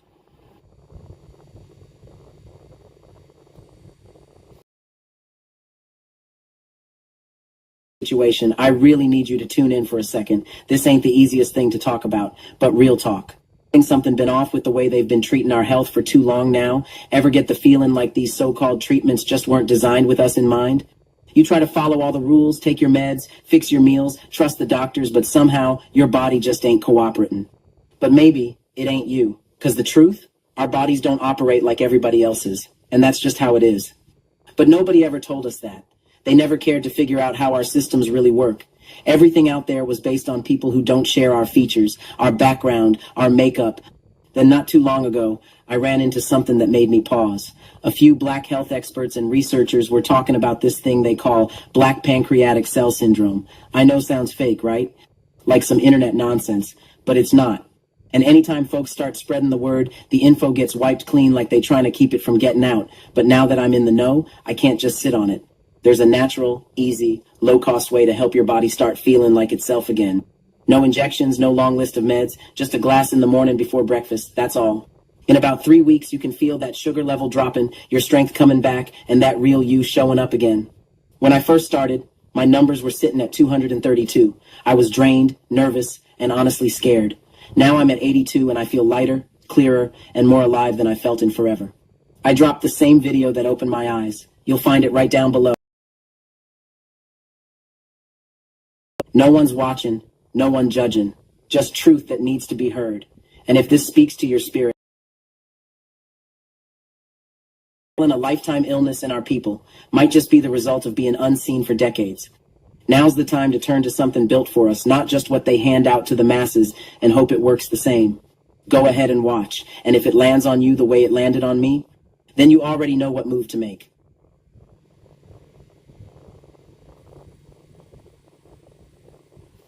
The #1 trick for silencing ringing ears? Huh, okay. Let's see. Stop tinnitus. Not quite, unless you want to make things worse, of course. Because here's the deal. When your ears won't stop ringing, buzzing, or hissing, it's easy to assume the problem is in your ears themselves. But that's actually 100% wrong. And here's why. World-renowned neuroscientists have confirmed that tinnitus isn't just an ear issue. It runs deeper, way deeper, originating in a delicate nerve that spirals from your ears directly into your brain. And if you're not careful, those home remedies or ear flushes could make things worse. Much worse. Because tinnitus isn't just annoying, it's dangerous. You see, that relentless buzzing actually fries critical brain cells and permanently damages your memory. Every moment you ignore it, those fragile connections in your brain get weaker. And guess what? Your ears might seem fine from the outside, but inside there's a critical nerve, a microscopic wire, slowly fraying, burning out your brain from within. What about hearing aids or prescription drugs? Sure, hearing aids amplify sound, masking the noise temporarily, but the real damage continues deep inside your brain. Meanwhile, medications, they just numb your senses. Worse yet, you're becoming dependent without actually addressing what's causing your tinnitus. And don't even get me started on surgeries. Costly, risky, and guess what? They usually fail, leaving you worse off than before. So forget ear flushes. I'm talking about a brain-focused ritual anyone can do at home. No. The easiest one, which should be this one, turned out to be the toughest. And that's because of Putin? Well, it's because of a lot of things. It's because of personalities that don't get along very well. I mean, President Zelensky and President Putin did not get along. Again, I inherited this. I came in, I got very angry at people yesterday. I came in and I said, what the hell? I inherited this mess. I inherited a mess from Biden with the economy, with inflation, with high taxes, with so many other things. Putin now confirming that Trump's right there, and Trump saying, I'm going to do it the way that Reagan did it with Gorbachev. And this is, I think, going to be, this is our final clip. This is, I think, a fun interview. It's the only interview that Trump's done today. So it's worth listening in. President Trump saying, just the way that Gorbachev and Reagan figured out peace. Here we go. 86, Reagan walks away from Reykjavik with Gorbachev, and it was a strong moment. I mean, you could foresee if it goes down a bad path, you get up and walk away. I'm not doing it based on history, based on anything else. I'm doing it based on a deal. If we make a deal, great. If I see that there's no hope of making a deal, I'm out of there. It's over. I'm out of there. This isn't my war. This is Biden's war. This is Biden screwed this up. Yes. Just like he did with the way he did it, I'll never forget it. That was the most embarrassing day in the history of our country. Correct. Well, this is Biden's war, too. This is a war that should have never happened. I saw it for 4 years. It didn't happen. And I understand Putin. It was the apple of his eye. Ukraine was the apple of his eye. There was no way he was going to move on it. I'll tell you, you have a very similar thing with President Xi of China and Taiwan.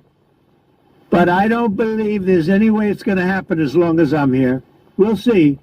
He told me, I will never do it as long as you're president. That President Xi told me that. And I said, well, I appreciate that. But he also said, but I am very patient. And China is very patient. I said, well, that's up to you. But it better not happen now. Okay. I don't know how else to tell you, man. Like, if Vladimir Putin is walking away from this thing saying you need to come to Moscow and saying it in English, which is the first time that Vladimir Putin has spoken in English in, I don't know, when was the last time you heard Putin speak in English? You do that clip just one more time. We're going to end on this one. I mean, look at the difference. Look at the difference in this. I'm going to do something like fun just to show you exactly how excellent this is all gone. I want to ask you, do you see the difference between this clip right here? We have nice ocean. and don't feel now, but you will feel it in the future. God bless. You don't know that. God bless. You don't God know that. bless. You Don't- will not you have gotta- a war. Don't tell us what we're going to feel.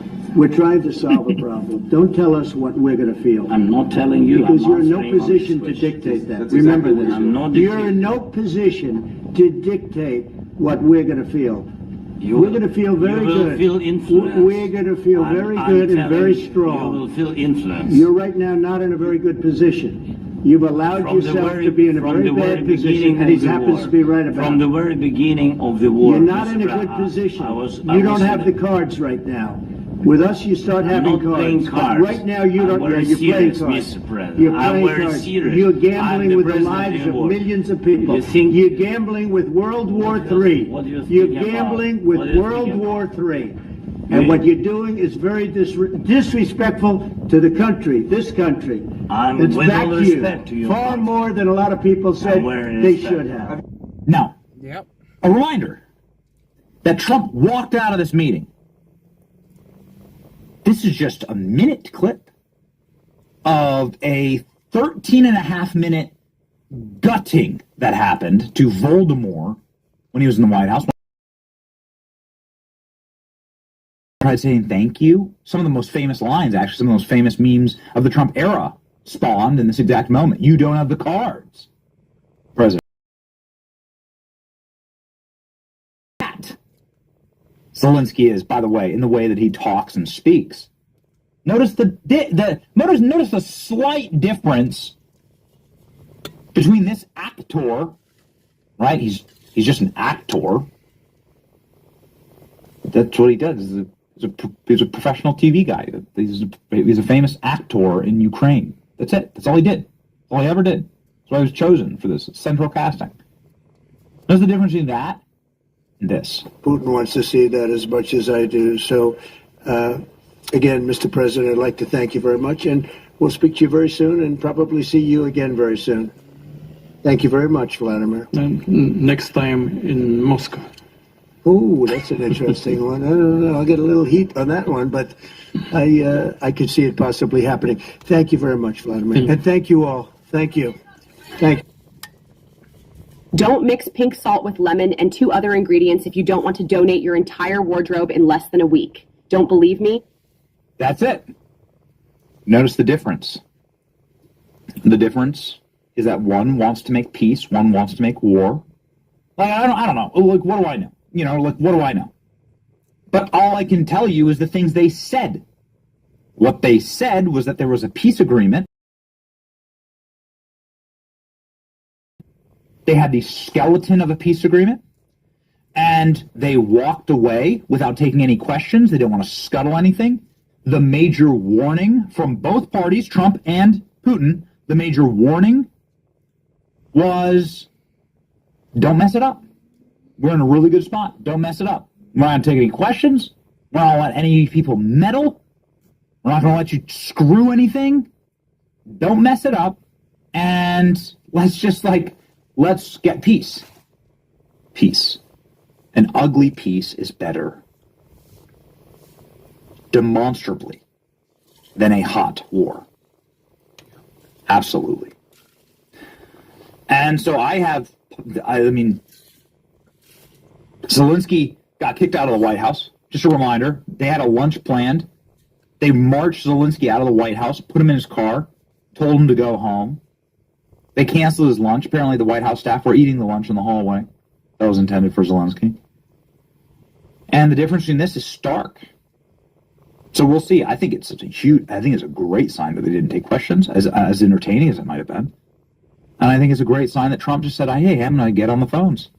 And now we're going to make it work.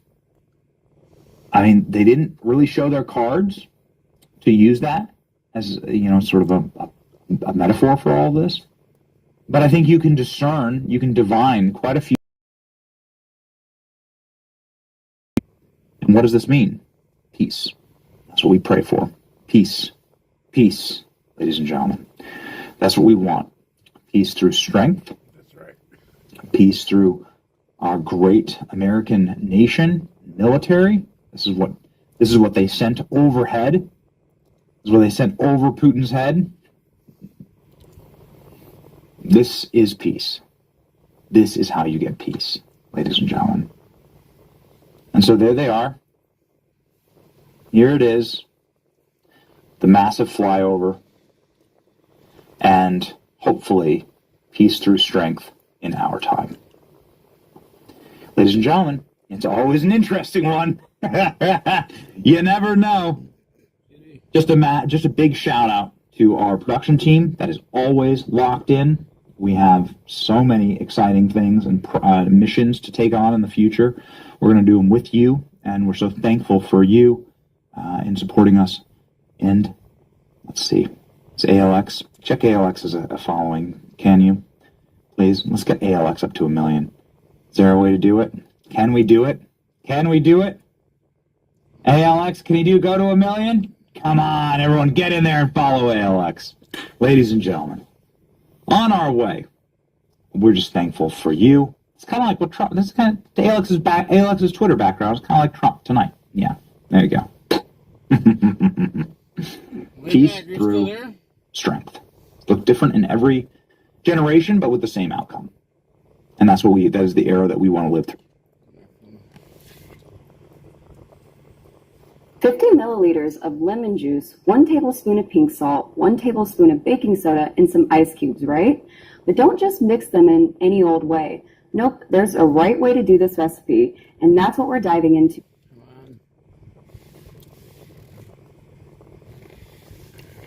All right, today I am joined by a special guest to help us better understand all of this government data that's coming out from Tulsi Gabbard and Kash Patel about the Russiagate story. I know a lot of us want to see people go to jail. I know John, my guest, who went to jail for being a truth teller and a whistleblower, wants to see this. John, thank you so much for joining me. Thank you, Stephen. It's a pleasure. Good to see you again. Yes, absolutely. Just some background for my audience. John Kiriakou is a former CIA spy and whistleblower. He spent time in jail because he blew the whistle on the torture program under George W. Bush.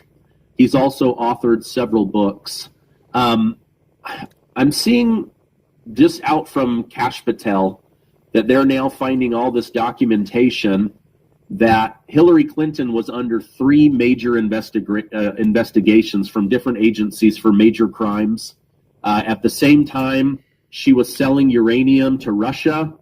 Her husband, former President Bill Clinton, was receiving huge amounts of money for speaking in Russia. The Clinton Foundation was running this pay-to-play, bringing in hundreds of millions of dollars.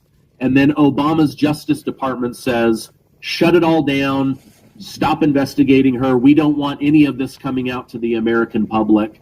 What are your thoughts on all of that? You know, the fix was in from the very beginning. There are so many crimes here that you're talking about, and serious crimes at that, felonies. It's just unfathomable that these crimes, the investigations of these crimes would not be pursued.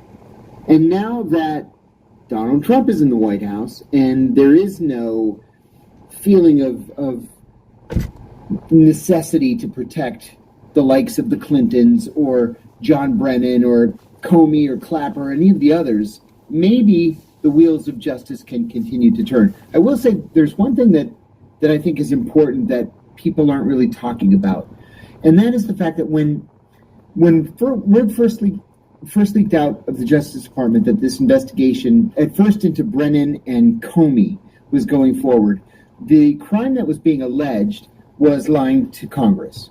Now, that can be a felony. It usually isn't. It's usually a misdemeanor. And the federal sentencing guidelines call for a sentence of 0 months.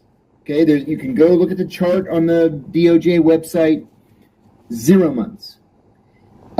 You might get 6 to 12 months of probation, and even then it's probably going to be unsupervised probation. So it's not even a slap on the hand. Now what we're talking about is a series of major violations of the Espionage Act, a very serious Title 18 crime that is punishable in this case by sentences of up to 5 years in prison, 10 years if it's charged under a different subsection, and they could run consecutively.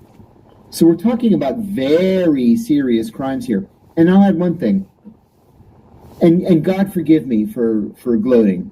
I shouldn't gloat.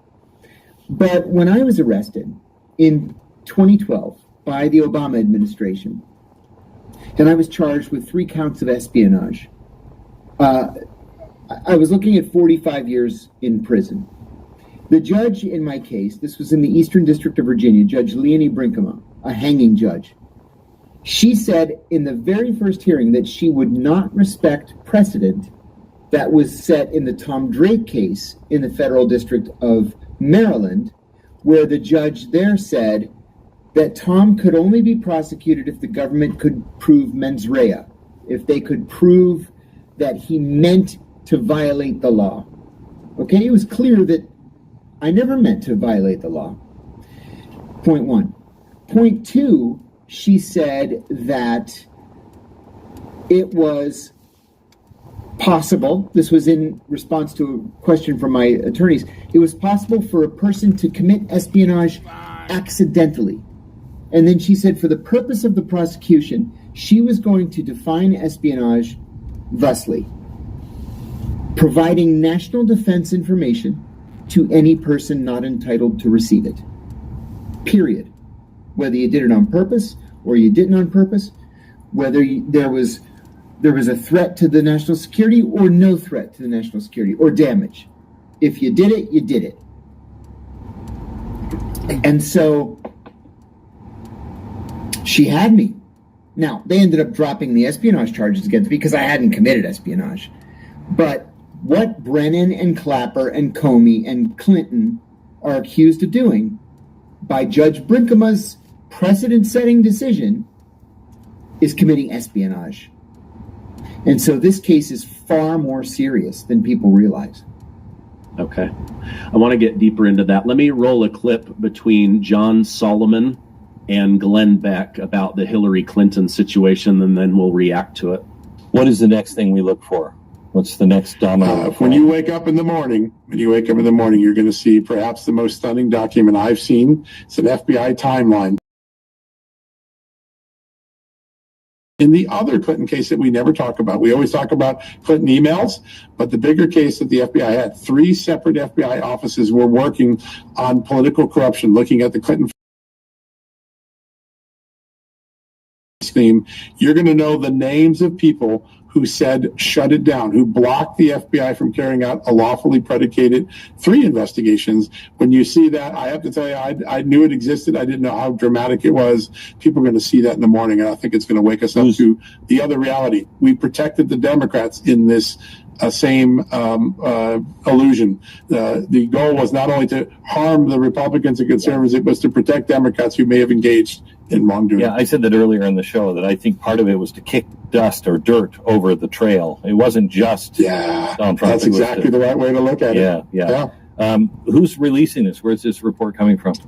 It'll come out from Just the News. It's an FBI document that we've been able to obtain, and it's a timeline. It is chilling to read. It really is. I would love to have you on the air tomorrow to explain that to me on the radio. Count me in. So he said something really interesting there. So not only was this election interference,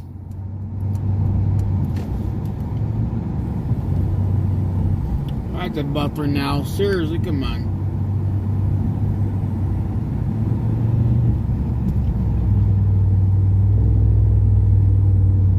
Everyone's talking about the pink salt trick that melts fat while you sleep. But does it actually work? Watch and see. If you have pink salt, apple cider vinegar, and baking.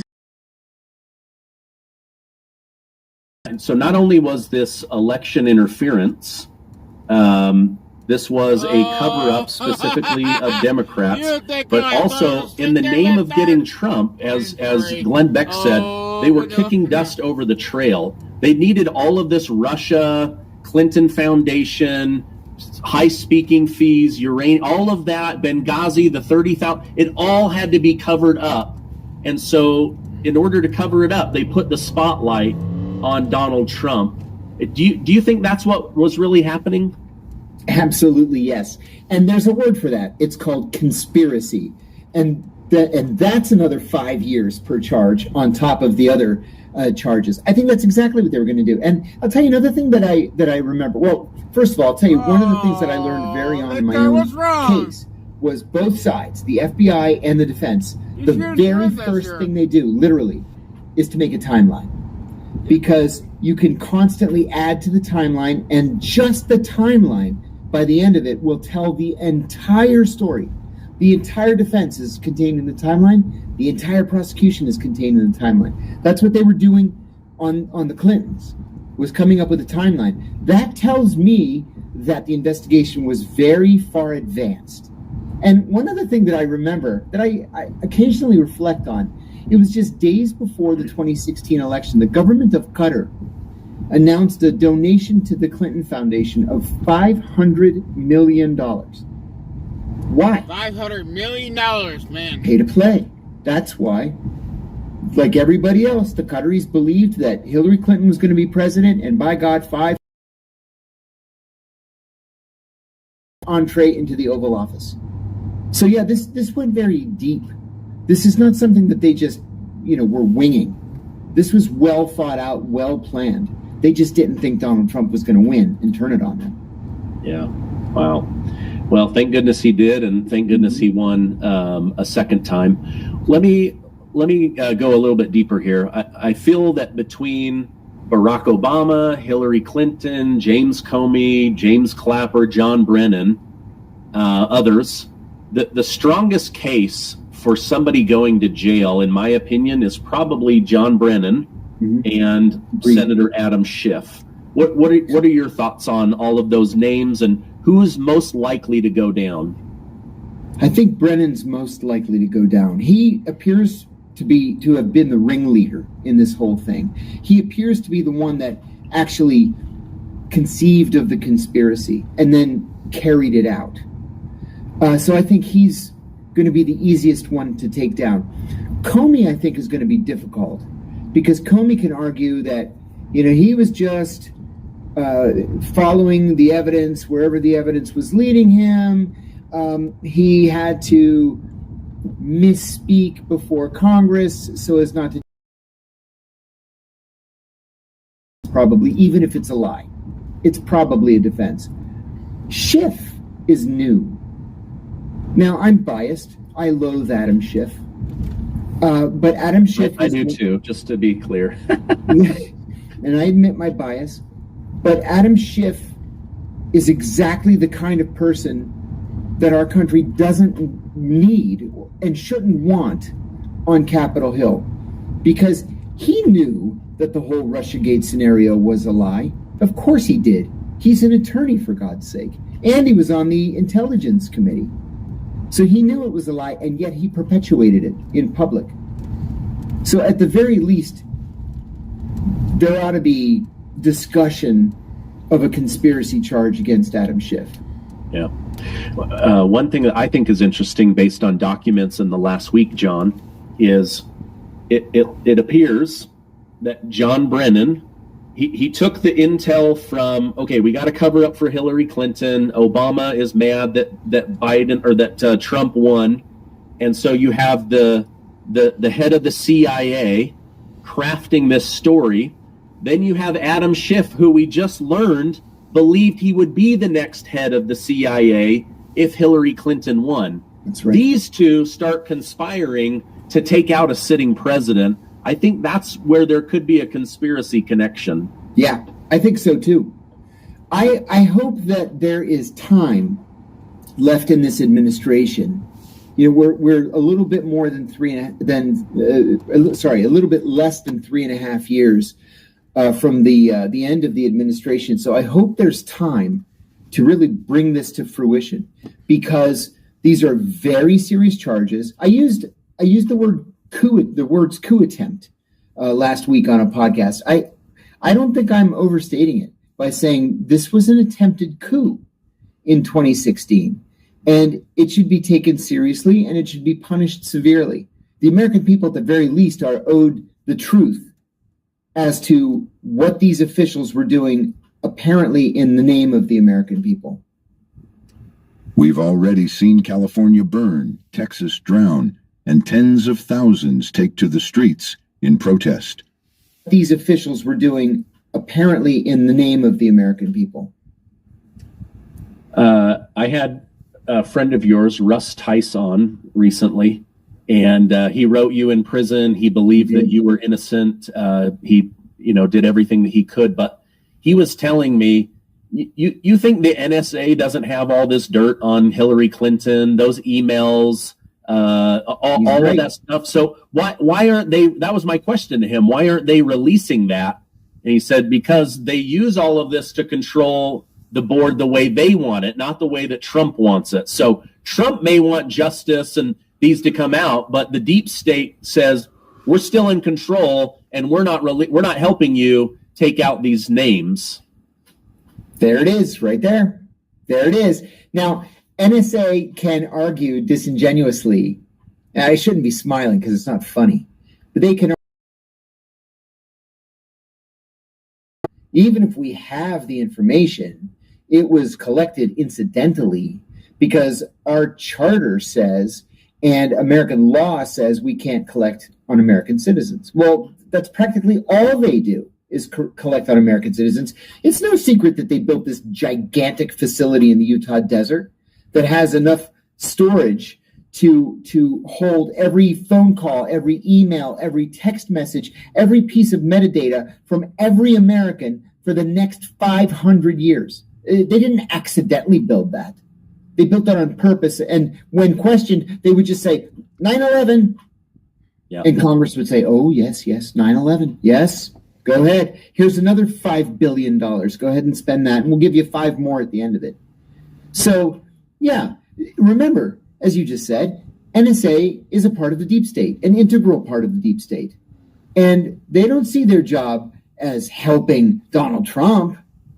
You know, if they have information on Hillary Clinton, then they'll say, well, we need a warrant or a court order. Well, we just can't go digging through the Cray computer memories and, looking for information on Hillary Clinton. Completely disingenuous. Of course they have the information. Hey, friends, it's Stephen Gardner here, and today I want to tell you about gold, one of the top names in physical gold and silver. Information. So you committed a felony by lying under oath to a sitting member of your oversight committee. So at the very least, I mean, the statute of limitations is over now. Barack Obama's not president. But at the very least, he should have been charged with that. God knows people have been charged with less. I'd like to see them get to the bottom of his involvement in the Russiagate hoax. I'm not sure that the evidence, at least the evidence that we've seen so far, is compelling enough to actually levy a charge. Not like it is with Brennan and Schiff. And then, Stephen, forgive me for jumping the gun a little bit, but charging Hillary Clinton with a felony just seems too good to be true.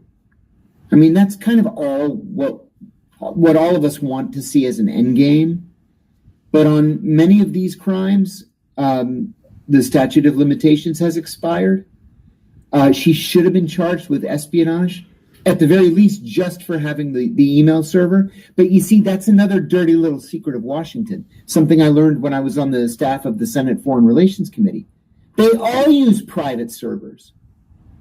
John Kerry, I was working for John Kerry on the Foreign Relations Committee. John Kerry's email address was not, John Kerry at senate.gov.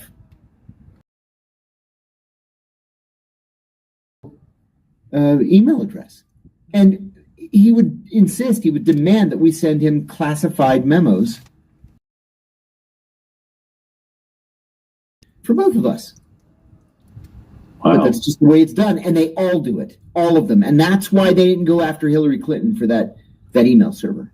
They're like, oh, dang, we'll all be in trouble. Oh, they would all go down. Exactly. Yeah. Okay. Wow. One of those, he who's without sin casts the first stone, and they're we're all guilty of that one. Exactly. Wow. Okay. Is it true that John Brennan approved the visas for some of the 9/11 hijackers, and that the CIA was secretly trying to recruit them behind the back of the White House? Yes and no. Brennan ordered that the hijackers be given visas. He wasn't physically standing in the visa section in the consular unit at the embassy in Riyadh. But yeah, the operation was to allow those guys into the United States so that they could be recruited. The CIA never told the FBI that they were trying to recruit the hijackers. And the FBI never told the CIA that they had arrived in the United States. There was this complete disconnect. And as a result, they got away with everything that they got away with. White House, there was an attempted meeting, or it was a cutout meeting in San Diego. Nothing before the 9/11 Commission. But yeah, Brennan, at the very least, needs to answer questions. And he refuses to answer questions. What was the plan to allow these people, when you, even if you didn't know they were planning 9/11, you knew they were planning something big, right? You knew it. So why allow them in the country? I mean, we kill people for far less than that. Far, far less than that. Why allow them in the country? Why not cooperate with the FBI? The FBI has arrest powers. You know, these guys are planning the massacre of thousands and thousands of Americans. Arrest them. But no, he just let the whole operation go forward. And then after 9/11, he was instrumental in the creation of the torture program.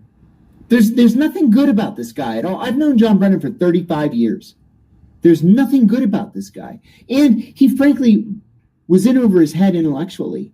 You know, he had a rabbi in George Tenet, and George made him who he was. He was a nobody when I joined the CIA. He was a GS-14, deputy group chief. Big deal. But George loved him, and George made him into somebody, even though he couldn't handle it intellectually. And look where we are now. Yeah. Wow. Do you think that there's not an appetite to get to the bottom of what happened on 9/11 because too many people in the Washington, D.C. area and surrounding areas in Maryland became uber wealthy because of 9/11, the Middle East wars, and Afghanistan? Yeah, I say that all the time. Before 9/11, the heaviest concentration of millionaires anywhere in America was in Silicon Valley, California, Northern California. Post 9/11, the heaviest concentration of millionaires per capita is the Washington, D.C. metropolitan area. Everybody got rich thanks to 9/11. But I think that the release of information, like getting to the bottom of 9/11, would be uncomfortable, not just for people on Capitol Hill or at the FBI and the CIA, but in the halls of, the Saudi royal palace, the Israeli prime minister's office. A lot of people would be called on the carpet. And I think that there's just no stomach in Washington to wrecking those relationships. I'm so pissed off at all of you. Why has no one told me about weed torching? And all it takes is a 1.8 million BTU propane torch. I've been avoiding weeding this rock garden in Washington to wrecking those relationships. Hardy Bonds, are you still there? Okay. Well, interesting. All right. In the last, I think, 48 hours, a new document came out where it looks like Clapper was trying to compel the head of CIA, FBI, NSA to all get on the same page with this Trump's a Russian agent story. But the head of the NSA, we're not seeing what you're seeing. Our intel doesn't say the same thing. My office doesn't feel comfortable accusing Donald Trump of being a Russian asset. We need more time on this. And they just kept pressuring him to sign on to that. Gratefully, he didn't. These documents are here. They're a little bit hard to read. But your thoughts on the head of the NSA saying, whoa, we're not seeing the same story at all. We're not going along with it. And then is this why CIA basically ran the whole operation with all of the top people? Yeah, that's exactly what it was. I've always liked and respected Mike Rogers. He was a terrific NSA director, and that's why he's not around anymore.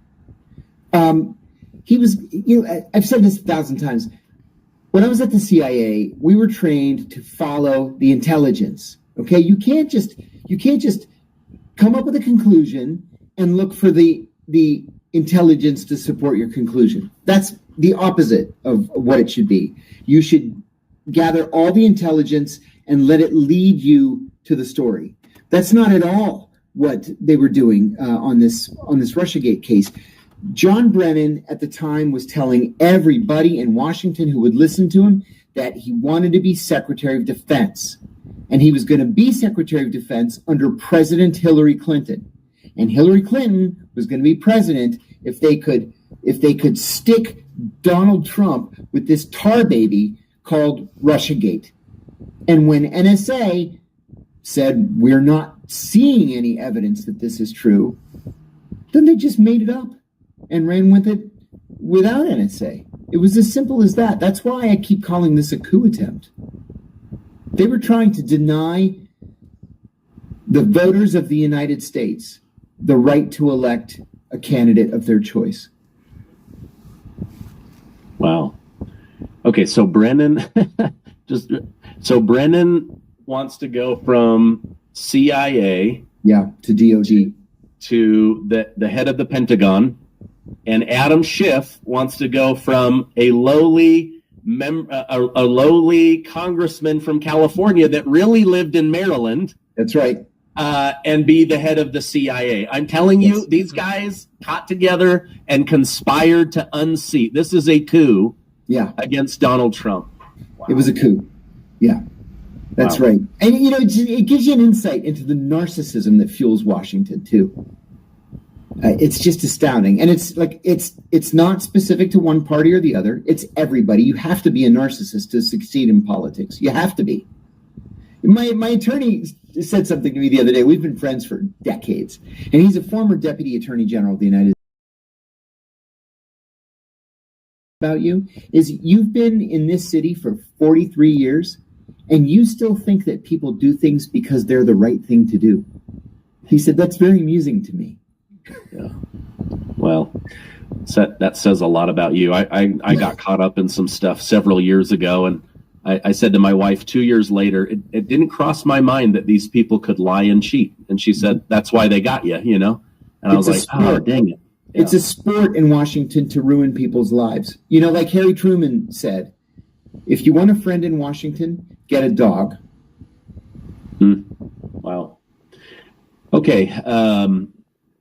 Final question for you. What is Zero Dark 30? I was reading about this CIA using Hollywood to push propaganda through entertainment. What was that? Zero Dark 30 was a film that came out in 2012, directed by Catherine Bigelow, who won an Academy Award for it, and written and produced by Mark Bowl, who also won an Academy Award for it.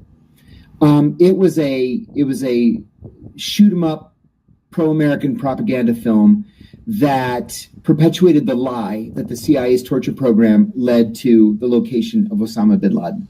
Okay? It's a lie. Great analysis led to the location of Osama bin Laden. But that aside, that's not the controversy.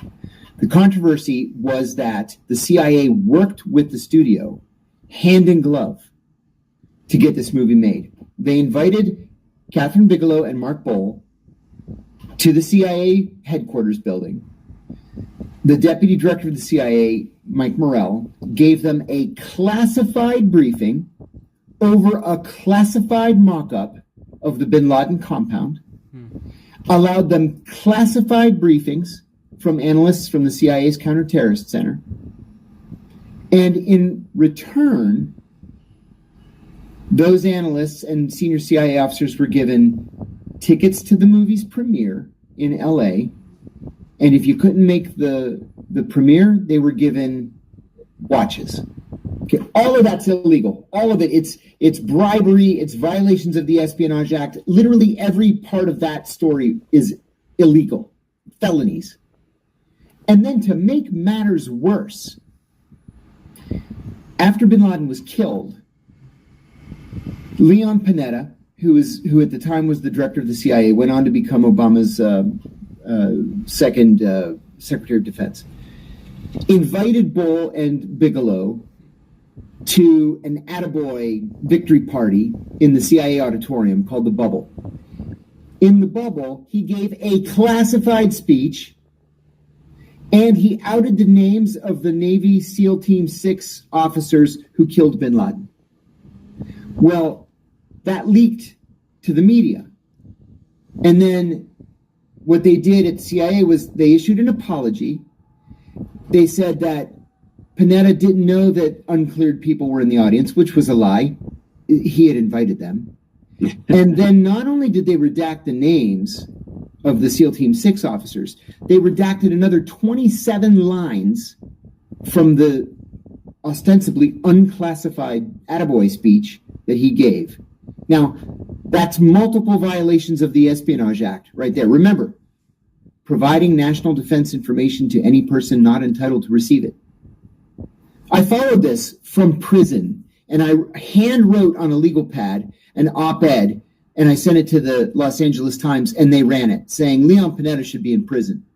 Wow. But again, when you're part of the in crowd, you can do anything you want and get away with it.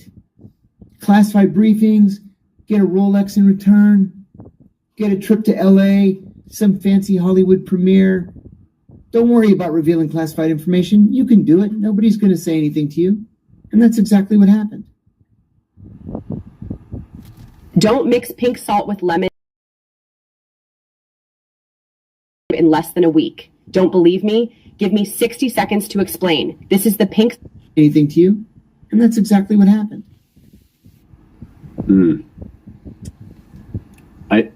Because I've been seeing some of the SEAL Team 6 people that are still left. They're going on podcasts, but before that, they didn't do that. So Never. You didn't even know there was a SEAL Team 6 back in the day. Yeah, so they're just like, all right, we've already been unmasked. Yeah. We might as well just come out and tell the story, yes. Be American heroes. I wondered why they were going around. That seems so weird to me. Well, you know why? They're doing it because Robert O'Neill, who claims to have killed Osama bin Laden, has made a very handsome living selling his autograph on covers of Time magazine with bin Laden on it, on bin Laden wanted posters. The guy has made a mint. He's gotten rich just by selling his autograph. But there are two other members of SEAL Team 6 who both claim that they killed Osama bin Laden, that Robert O'Neill was 3 men back at the bottom of the steps, while the other 2 were at the top of the steps shooting bin Laden. So the truth is, we don't have any idea who killed Osama bin Laden because 3 different guys say it was them. O'Neill has been the most vocal. That's why the other 2 are coming out saying, no, it was me. Gotcha. It was not the other guy. Gotcha. Wow. Well, John, I know you've got a lot going on today, 4 different interviews. I appreciate your insight. I really hope, I know Trump wants to do this. Everybody that I hear, Alex Jones says he is pushing them, do this. Hopefully Pam Bondi and Congress, when they come back from recess, my understanding is behind the scenes, they're talking to each other, saying we've got to remove Adam Schiff. We see something come of this, but I wanted to get your unique insight on that. Thank you. If people want to follow you, stay in touch with what you're saying, where can I point them? Oh, thank you. A bunch of different places. I'm on Substack, John Kiriakou. I'm on Twitter, @John Kiriakou, Facebook. I've got a show on Unified TV. And where else? I'm kind of like all over the place. Search your name. It's easy to find me. Easy to find me. Oh, you know what? Most importantly, I've got my own podcast, I should say. I have 2 of them. I have Deep Focus with John Kiriakou and Deprogram with Ted Rawl and John Kiriakou. Okay, great. Well, I will find links to all of those and make it very easy. We'll have you on again. Thank you so much. I hope you have a great rest of your day. My pleasure. Thank you. You too.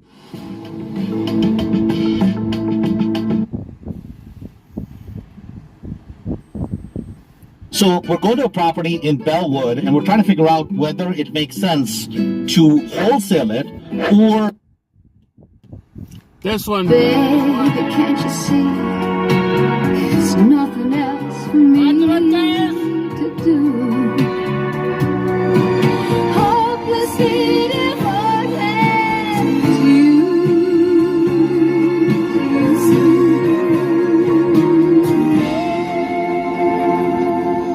Well, holy smokes. Seems like Donald Trump has the number of the corrupt officials who tried to take him down and may well be able to get grand jury indictments.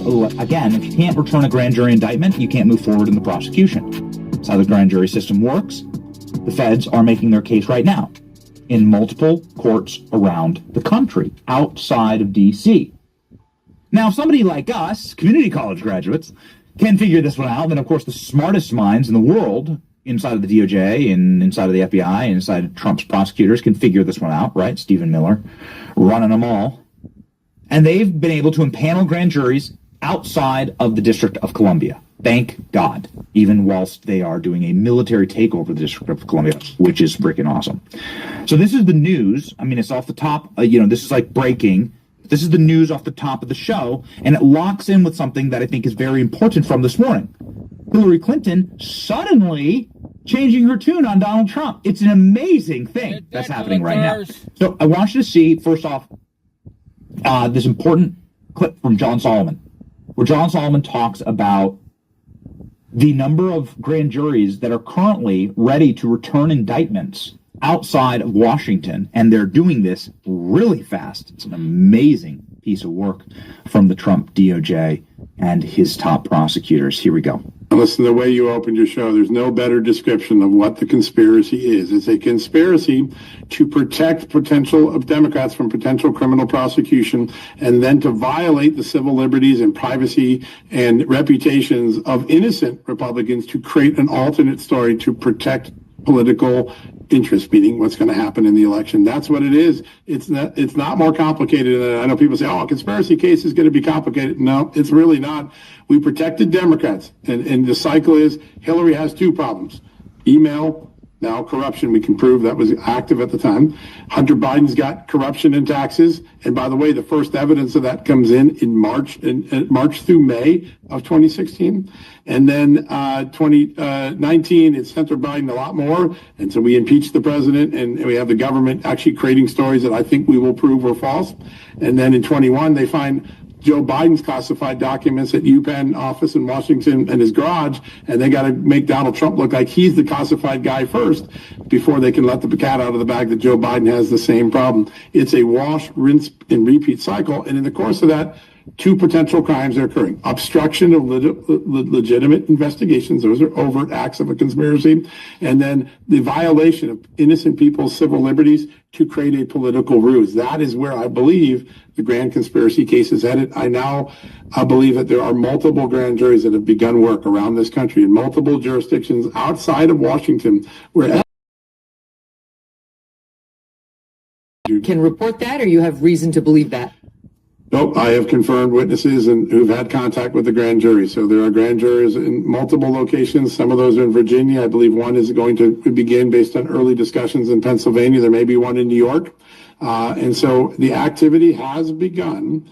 And the question now is, and those are probably not going to be the indicting locations. I think the more likely thing is you use multiple grand juries just to make it easy to gather lots of information quickly. That's the way strike forces work. And then you keep working from there. But there are multiple locations where pieces of this are being looked at. And maybe the grand jurors don't even know it's a grand conspiracy, just looking at some of the overt acts in one of these chapters of this sad story. But that is going on. And I think it's going to be a process, right? It's going to be a 6-month process. I don't know the reason yet. I wish I knew. I don't know the reason. I mean, there's lots of, it could be related to the 2020 election. Yeah, that's where my mind went. Yeah. So we don't know yet. I just know that certain witnesses have been contacted about acceptance of grand jury subpoenas, and they're in different locations. So the process is beginning, but it's a long process. And, we won't know a lot about if the Justice Department does the right thing.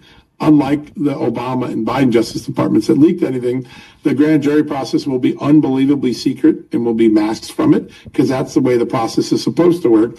In the meantime, we have an opportunity through the Freedom of Information Act and through our perches as reporters to go out and try to get the story for the American people so they can understand why this is going on. The Democrats who didn't care. Solomon is on a generational run right now. Well done, John Solomon. So he has confirmed that there are multiple grand juries outside of Washington, D.C., which is a critical element, that are looking into all manner of fraudulence in the grand criminal conspiracy against President Trump. It's happening, and at the exact same time that John Solomon reports that, exactly 5 hours later, here we have Hillary Clinton calling for the Nobel Peace Prize for Donald Trump. Wow! Could it possibly be connected? Give me a pardon, please. I beg of you. Let's read the tweet. Hillary Clinton openly admits that she would nominate President Trump for the Nobel Peace Prize if he ends the war in Ukraine. Hillary Clinton, of course, adding a rejoinder there, trying to be president. Hillary Clinton has been president in her own mind for many years. Honestly, if he would bring about the end of this terrible war, if he could end it without putting Ukraine in a position where it had to concede territory to the aggressor, could really stand up to Putin, something that we haven't seen, an opportunity. If he were to do that, I would nominate him for a Nobel Peace Prize. You know, here's Hillary Clinton begging for a pardon. That's what this is. We have a clip of Hillary Clinton saying this? Do we? Yeah? Yeah, we have a play-beside. Okay. Well, let's go ahead and do that as our Salt That Lib for the day. And then Jillian Michael's going to join us in just a minute with a, boy, I got to tell you, like the single saltiest lib takedown we've ever seen, which is remarkable. So here's Hillary Clinton. Man, I hate doing this to you. I hate having to play a Hillary Clinton clip. It's just so hard. So I apologize if you're hungover, or if you haven't had your coffee yet, or it's just I hate doing this in the morning. So maybe we do. This is our truncated Salt That Lib. Now we have Jillian Michael really salting libs on CNN. Going to nominate Trump for a Nobel Peace Prize.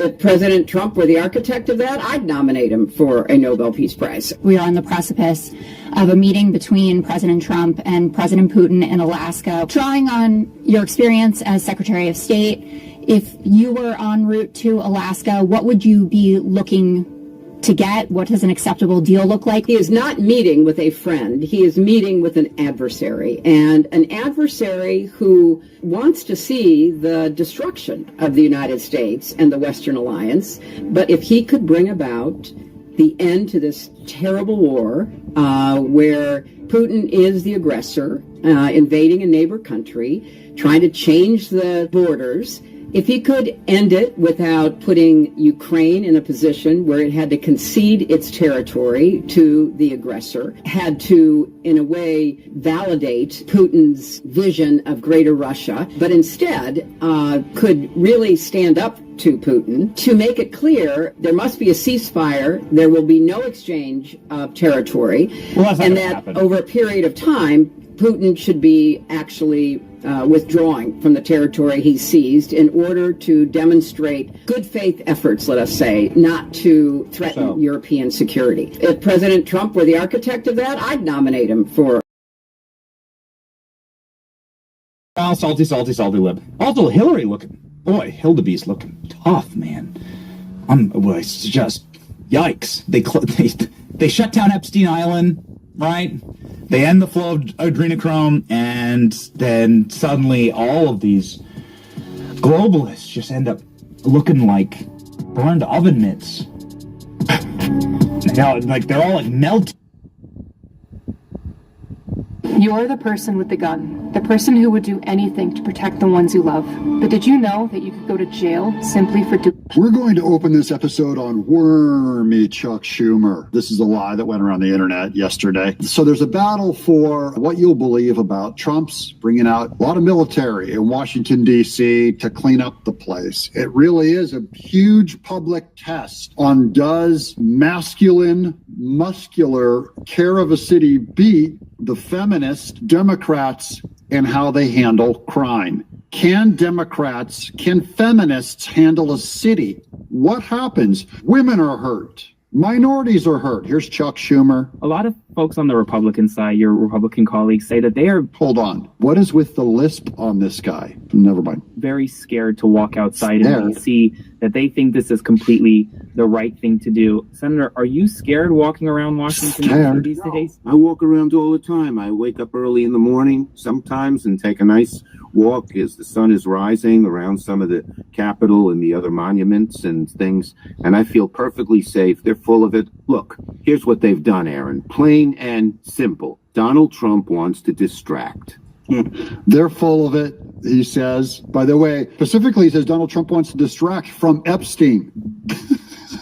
Guys, get off Epstein. It's a Democrat talking point. He wants to do it to distract. Is that why Trump did it? Or was it that a 17-year-old, by the way, named Big Balls, he's 17 years old, got beaten within an inch of his life on the streets of Washington, D.C. They go in and they interview. By the way, he's a rich, white, elitist, feminist Democrat. Rich, white, elitist, feminist Democrats agree that Washington, D.C. is safe. Wrong. It's a lie.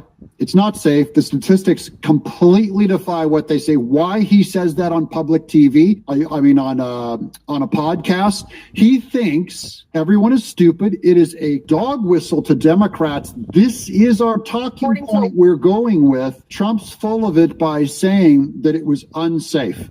Were the streets unsafe when Biden brought in tens of thousands of soldiers and put razor wire around the White House over January 6th, right before his inauguration, when they kept saying that Trump voters were violent? Washington Post poll, 65% of D.C. residents say that crime is a very serious problem in the District of Columbia. And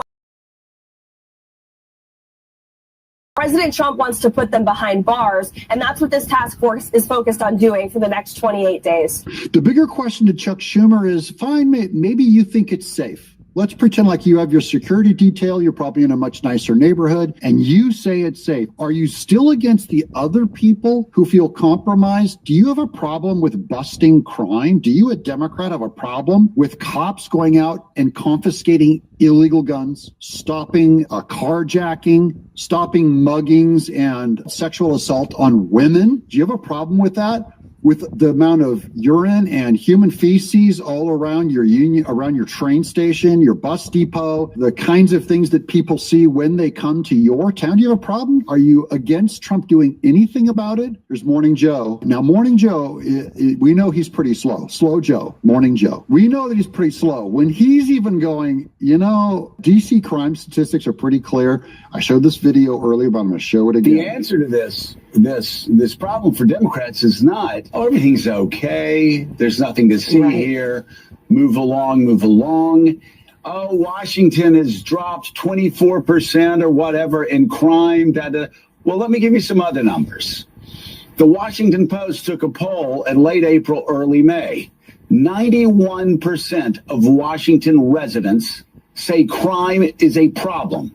Someone tell Chuck Schumer. Chuck Schumer says crime is not a problem, and 91% of residents say it is a problem. So someone is wrong. Who's wrong? The 91% of Washington, D.C. that says crime is a problem? Or is Chuck Schumer lying to you for politics?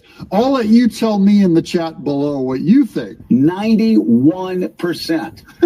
What does America agree 91% on? We don't even agree that the sky is blue. You can't get 91% on the sky is blue. 51%. It is an extremely serious problem. Well, Chuck goes, you're full of bull. You, like Trump, are making it up full of bull. Trump is just trying to distract. So those of you 51% that say it's a serious problem, you're just trying to distract. And John Heilman, we've had people before put this in racial terms. Uh-oh. You know how my skin crawls every time someone brings up race. But this one, Joe Scarborough, he had a moment. I think a tractor ran over his head this morning when he got out of bed because he suddenly started telling the truth. And this is, I must say, this is one thing that I think Democrats have gotten so wrong about crime. So so wrong about crime. Let me just read the Washington Post here. There are stark divides among lines of race and income in the poll, with black residents and lower income residents significantly more worried about crime. 50 milliliters of lemon juice, 1 tablespoon of pink salt, 1 tablespoon of baking soda, and some ice cubes, right? Worried about crime. Black residents, the poor. Chuck Schumer, you know, every time Trump farts, you say he's harming the poor and the blacks. And I just want to say the black residents, primarily the poor, there's one other demographic he's going to name in a minute. They're particularly the ones that are against your take, you rich, white, Democrat elitist. Than white residents and those with higher incomes. Ah, yeah. White people. So who is defending the white rich? Who is talking like the white rich in Washington, D.C.? Chuck Schumer and all the Democrats going after Trump. Who is the voice of the black poor in Washington, D.C.? It's Donald J. Trump.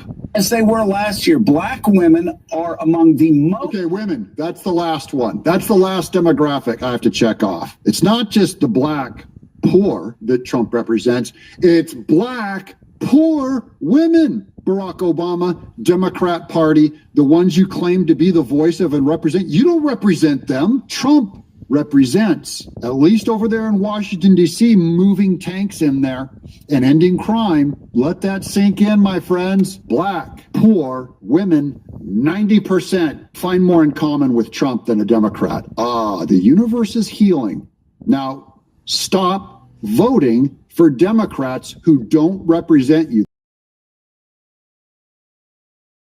Concerned, with 65% saying crime is a very or extremely serious issue, compared with 82% who said the same thing last. Oh, those poor black women. You know what? Their children have been shot and attacked. Their daughters have been abused. They themselves, those black women, poor black women who go to the store, are getting harassed. They're the ones that live among and see the disgusting homeless, crazy people screaming, spitting in their faces. That's what they see. The polls are getting clearer and clearer. This is another incredible issue for Trump. And the Democrats, once again, are on the wrong side of just common sense and being a human being. This is Trump derangement syndrome. They hate even fighting evil. If you fight evil, the Democrats are against it. Yeah, okay. I think this sort of gives the game away here because Donald Trump is like Air Jordan towering over Joe Biden when it comes to their handling of crime. Look, in 2024, look at where Biden's net approval was on crime. Way underwater there at minus 26 points. It was one of Biden's worst issues. Granted, pretty much every issue was one of Biden's worst. Democrats on CNN destroying Biden. Issues. And again, look at where Donald Trump is. Way, way, way above Joe Biden. What is that? That's 27. Approach to crime than they did to Joe Biden's. And again, I think it gets back to the point that Americans are far more hawkish on crime than a lot of Democrats. Why in the world? Trump won by a big, point margin, 5 to 8 points. It's not that big across the country. That means Democrats that think, though Biden is bad on crime and Kamala Harris is even worse, down 26 points, they still vote them in office. You want your kids shot. You want your kids on drugs. You want your kids in gangs. You don't want to have your public school cleaned up. Democrats, they don't just hate all families. They hate their own family. Here's more. I've worked extensively with police. And I don't have a problem tactically with what Donald Trump is doing here. He doesn't have to be the most dangerous place on earth. Something can be improving, but still really bad. If your house is on fire and then a third of the fire goes out, it's less bad, but it could still be an emergency. I work in D.C. It is dangerous there. Oh, talk to Chuck Schumer. You work in D.C. This is Ellie Honig, a regular senior legal analyst on CNN, who's not I don't know if he's right wing, but he's not a whack job, lefty. You cannot deny that. Can't deny it. Chuck denied it. Chuck Schumer said you're full of bunk and you're hiding something. You're covering up. You want to distract the Democrat. This is the biggest public failure of Democrats to just, this goes right up there with tariffs are going to cause a recession. You can't believe them. But wait, we're not done with the Democrats because after. Let's go to the other house in Democrat politics on CNBC. And how do you think about the message of socialism or being a socialist?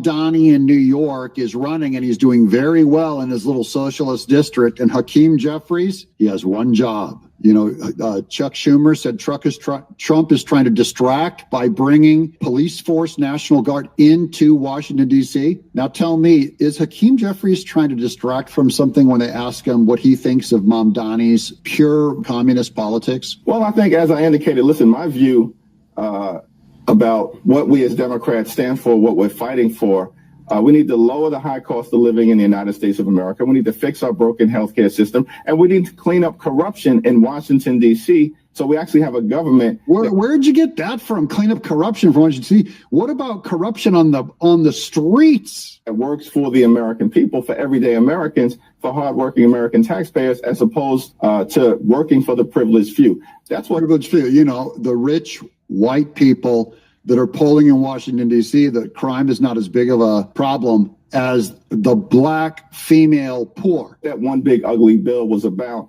cut health care, devastate nutritional assistance, reward Republican billionaire donors. Oh, yeah, Republican billionaire donors. We know who they represent them. Chuck Schumer. Hold on, the evisceration is not complete of the Democrats without Scott Jennings. Well, what about that idea? What about the idea that this is, even if one supports... It's Jake Tapper. Lying journalist still working at CNN, one of the most famous lying journalists there is, who lied about Biden's cognitive decline. This effort, it's a Band-Aid, right? It's not like hiring 500 additional cops in D.C. And I think they do have a staffing shortage in the D.C. Police Department. They need to fix that. I don't know what's authoritarian about putting some extra eyes and ears on the street, getting criminals off the street to keep people from being murdered and carjacked. Nobody in their right mind believes Washington, D.C. is safe.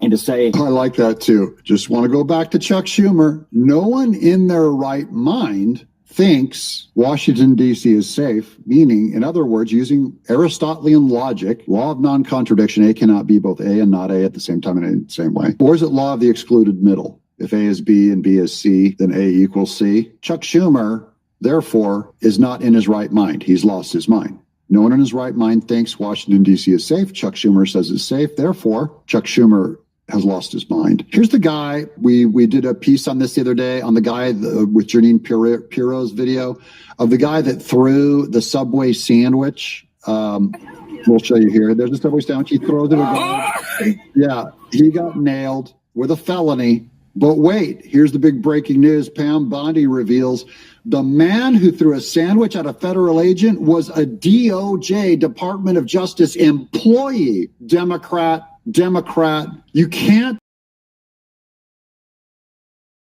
is at cops. He works for the stinking Department of Justice.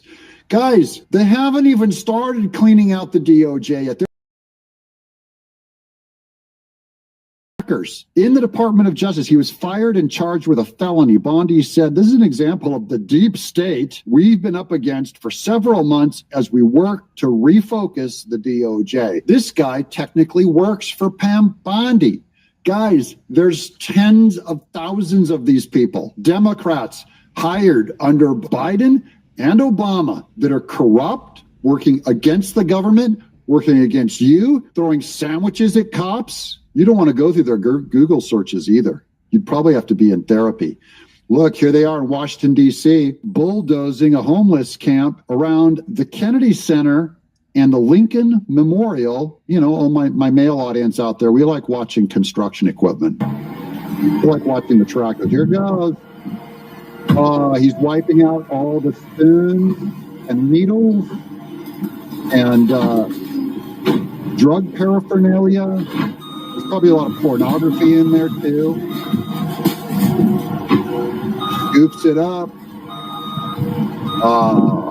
Homeless demolition. You'll probably pray for this the driver, this tractor, because he's probably already got hepatitis just by going that close to the homeless encampment. That is Trump.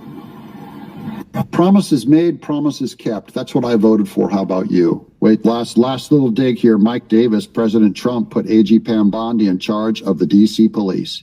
Now the D.C. police is starting to cooperate with ICE. That's a bonus. We're getting Tom Homan ICE work done and Kristi Noem. Bonus. More needs to be done. But this is decisive leadership. Not bad for a sanctuary. All those other sanctuary cities need to see. Work with ICE, local police departments. So Chuck Schumer and Democrats, very wrong. Guys, this is going to be huge for Trump. He's going to run on this. He's going to be running on all of his bonuses. This is just another one of many check marks in his giant bunch of wins. He's going to say, we stopped murder and crime in D.C. I'm Doug in exile. Subscribe. Let's get fiscal. Lesson 1, savings strike. New to finances, learn to master. Alright, that's the last one or whatever.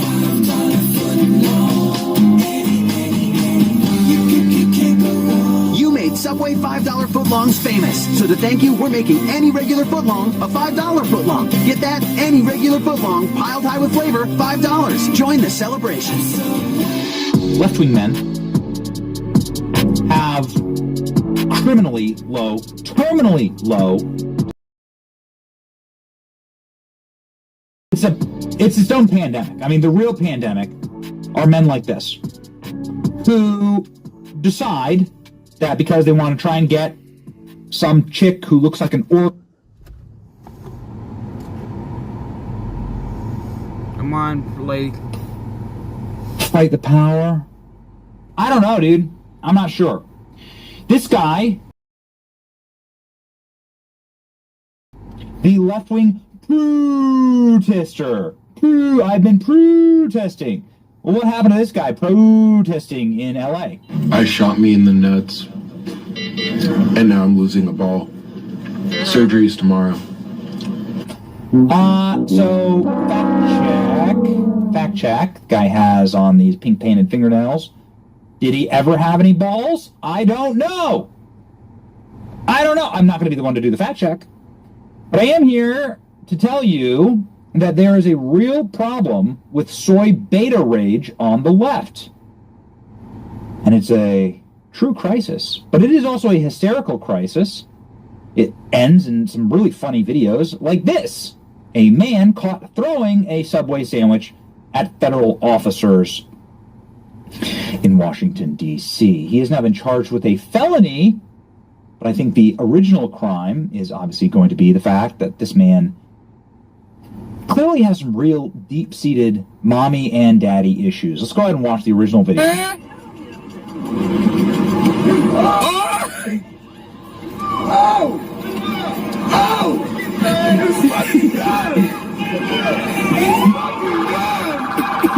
President Trump has vowed to make D.C.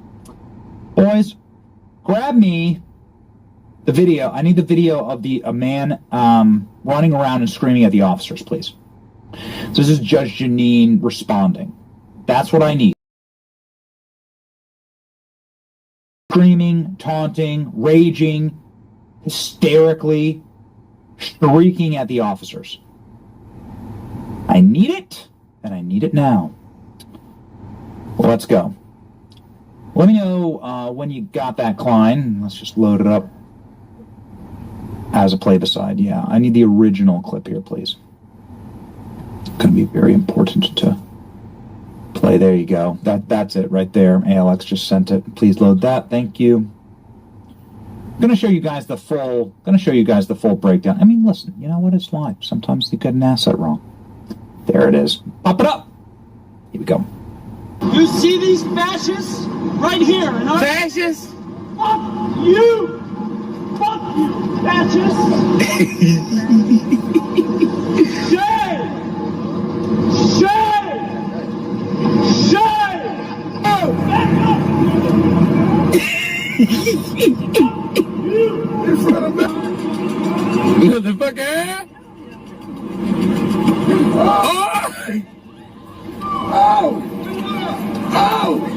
You fucking gun! You fucking gun!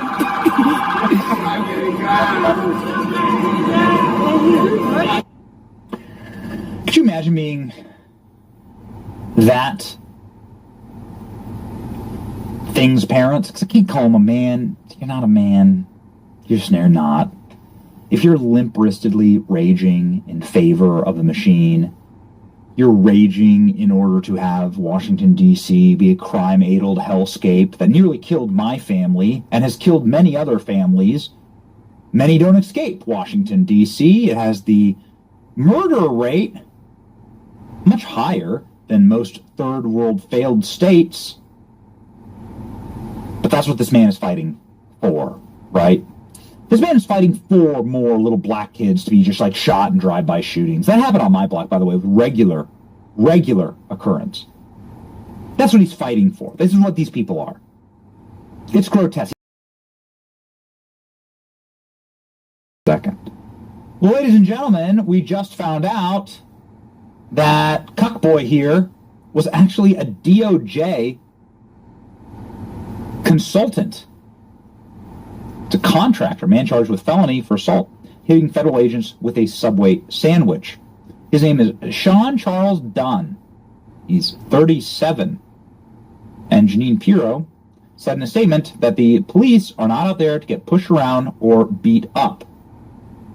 He attacked them with a Subway sandwich.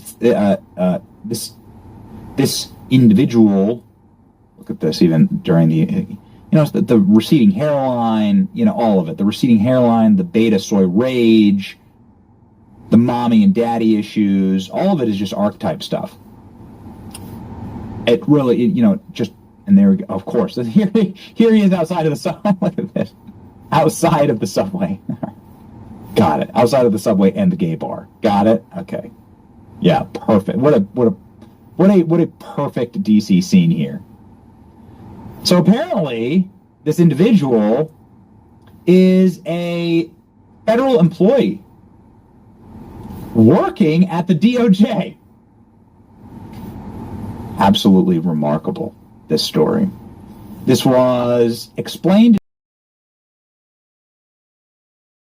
our morning show. I guess we'll let Judge Janine take it away first, explaining what's going to happen here to Mr., and let's name and shame here, Sean Charles Dunn. Ready to lose the hat and regrow the hair? With Sprays by Hims, you can regain your hair and your confidence. Our sprays are powered by clinically proven ingredients like minoxidil and finasteride, so you can grow thicker, fuller hair in 3 to 6 months. Your treatment is 100% personalized to your hair goals and comes at an affordable price that works for your budget, so you can step out with full confidence. Hats off to hair growth with treatment that works for you. Start today at hims.com.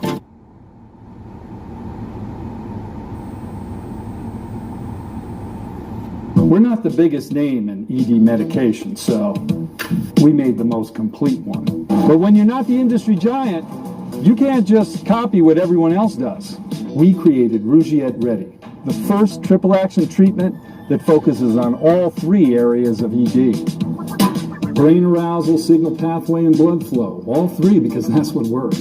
And because we're more focused on results than tradition, we made it dissolve under your tongue. No more waiting for pills to digest. That means results kick in 5 times faster than the other guys. Because when you're number 2, waiting isn't an option. Over 3 million doses sold to men who want complete treatment, not half measures. Rougiette Ready. We don't have to be the biggest, just the most complete. Visit Rougiette.com today, because complete is better.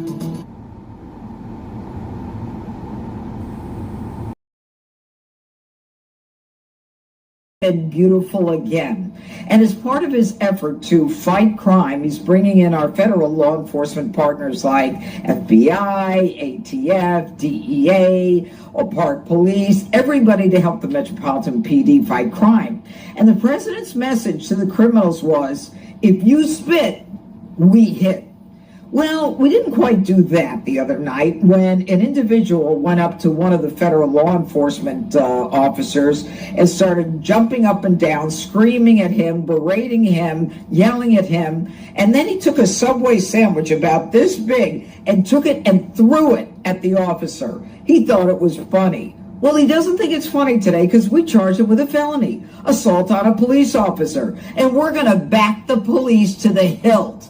So there. Stick your Subway sandwich somewhere else.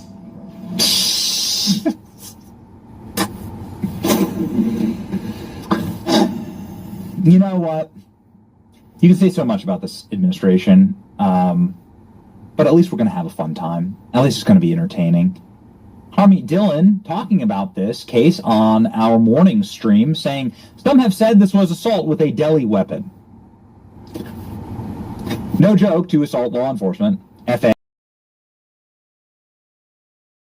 had to say on our morning show, rock and roll, telling me that the man in the salmon-colored shirt here is a DOJ contractor? Yes, the man in the salmon-colored shirt with the effete gesture there of throwing a Subway sandwich was a DOJ contractor. He is no longer. Incredible. And can you give us any further circumstance here? He's just attacking the police out of what? Blind rage? Out of like anger that they solidarity. Exist? Let me tell you something. Yes. You know, woke leftists all over the United States have come to believe the rhetoric that somehow, you know, he's a white man. Clearly, they're oppressors and they need to somehow pay penance for that. So they engage in stupid stunts like this, and that could have hurt somebody. That could have hit an officer in the eye and wounded them, or worse, or he could have had a projectile in there. So we have zero tolerance for that kind of nonsense. Nobody should feel comfortable attacking our law enforcement. And, you know, he's a moron, and he'll pay the price for that. Excellent. Oh, wonderful. Let me know when we can go cover this case. I would like to sit and listen to the explanation as to why you would attack with a deli weapon. They're lucky they weren't in Florida. I'll play you a clip in just a moment of a Florida sheriff explaining what would happen if you were to hurl an object at an officer here in the state. First off, let's go through and check out some of the viral comments about this. Again, ladies and gentlemen, this just happened. The FBI arrested this individual last night. He has been charged with a felony assault on a federal officer. This is a federal case. So these crimes happened inside of the District of Columbia. And Sean Charles Dunn is done. Let me just tell you what. DC, I mean, it's all on camera, right? You're not going to be able to skate on this one. Foot-long felony, okay. Let's see. Cashwell saying the overnight data in DC, FBI and our partners made 45 arrests, 29 immigration-related, 16 tied to violent crime. Now ICE is cooperating with the DC PD. That's amazing. Talk about a club sandwich. Am I right, folks? Okay. If you touch any law enforcement officer, we will come after you. I just learned about this defendant worked at the Department of Justice no longer, says Pam Bondi. Not only is he fired, he's going to be charged with a felony. This is an example of the deep state that we've been up against. I mean, can you imagine? Like, you hate Washington, D.C. so much, you hate law and order so much, that you're going to assault an officer, and you work at the DOJ? A U.S. officer attorney is getting charged and getting completely destroyed. The video is priceless. It is really funny. Turns out the foot-long felons also worked at the DOJ and was fired this morning. Not a good day for the deep state.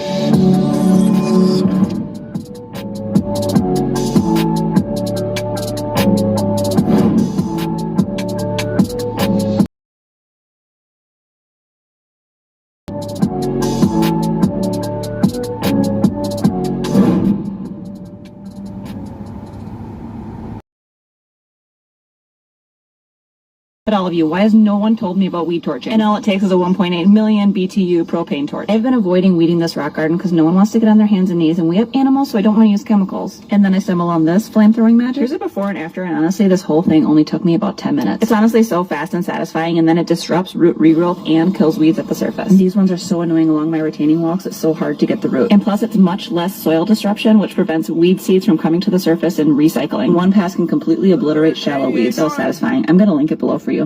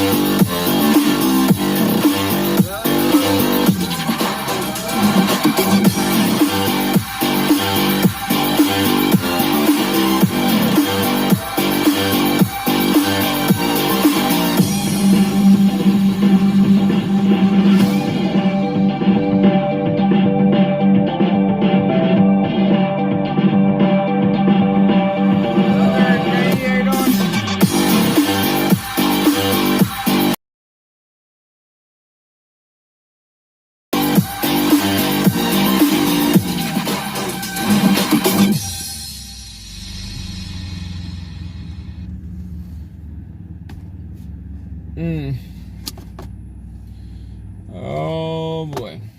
I think that's it. We've only just scratched the surface on Hillary Clinton. There's already enough stuff coming out that makes this a joke of the Barack Obama administration, seating so many Democrats in the FBI, the CIA, all matter of government, that it was corrupted. Those teams were corrupted, and they ended up becoming, like all things Democrat, you can't just be a Democrat and work in the FBI. If you're a Democrat and you work in the FBI, you're corrupt. The definition of it, because Democrats operate differently than Republicans. Welcome to Doug in Exile. This is where the happy patriots are. I hope I can make my case about Hillary Clinton. This is, by the way, everything you need to know about the Hillary, Russiagate stuff, all caught up in one episode. I'm going to take you through the whole timeline. It's not exhaustive. I'm going to go as quick as I can without wasting your time, without reading commercials to you, because I value your time, and I thank you. Shout out to the Quad Club, my people. Let's get to it. We're going to start right here with John Solomon. We're going to have some videos of John Solomon also, because he's been my main contact on this stuff for 8 years. I've followed John Solomon over at Just the News. While Donald Trump was chanting "lock her up" in 2016, it turns out the FBI had developed 3 cases. This is about 3 different corrupt institutions like the FBI, all in different fields, cases to do just that to Hillary Clinton over public corruption involving her foundation. 24 hours, the mention of the Clinton Foundation, that it was being investigated. So there's good guys at the FBI and the CIA, Republicans, and there's Democrats trying to cover it all up. So this is the politicization of institutions, part of why we don't believe institutions and experts anymore. The FBI is utterly discredited. Kash Patel has a lot of work to do over there to reinstate our trust that it's not. See, Republicans will make sure that it's not just about one party. Democrats are always making sure it's just about one party. But Obama's Department of Justice told the...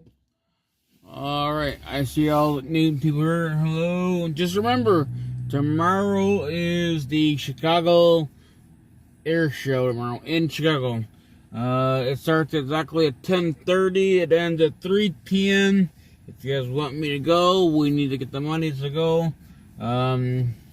If we can at least get $80, I will pay the rest. But I'm not doing the whole thing myself. Paying for the whole thing and go out there. That's too much. But that is tomorrow. And when we go, I'll be taking the train to Chicago because I will not be driving up there. I refuse to drive in the city of Chicago. All the bullshit down there? No, I'm not doing it.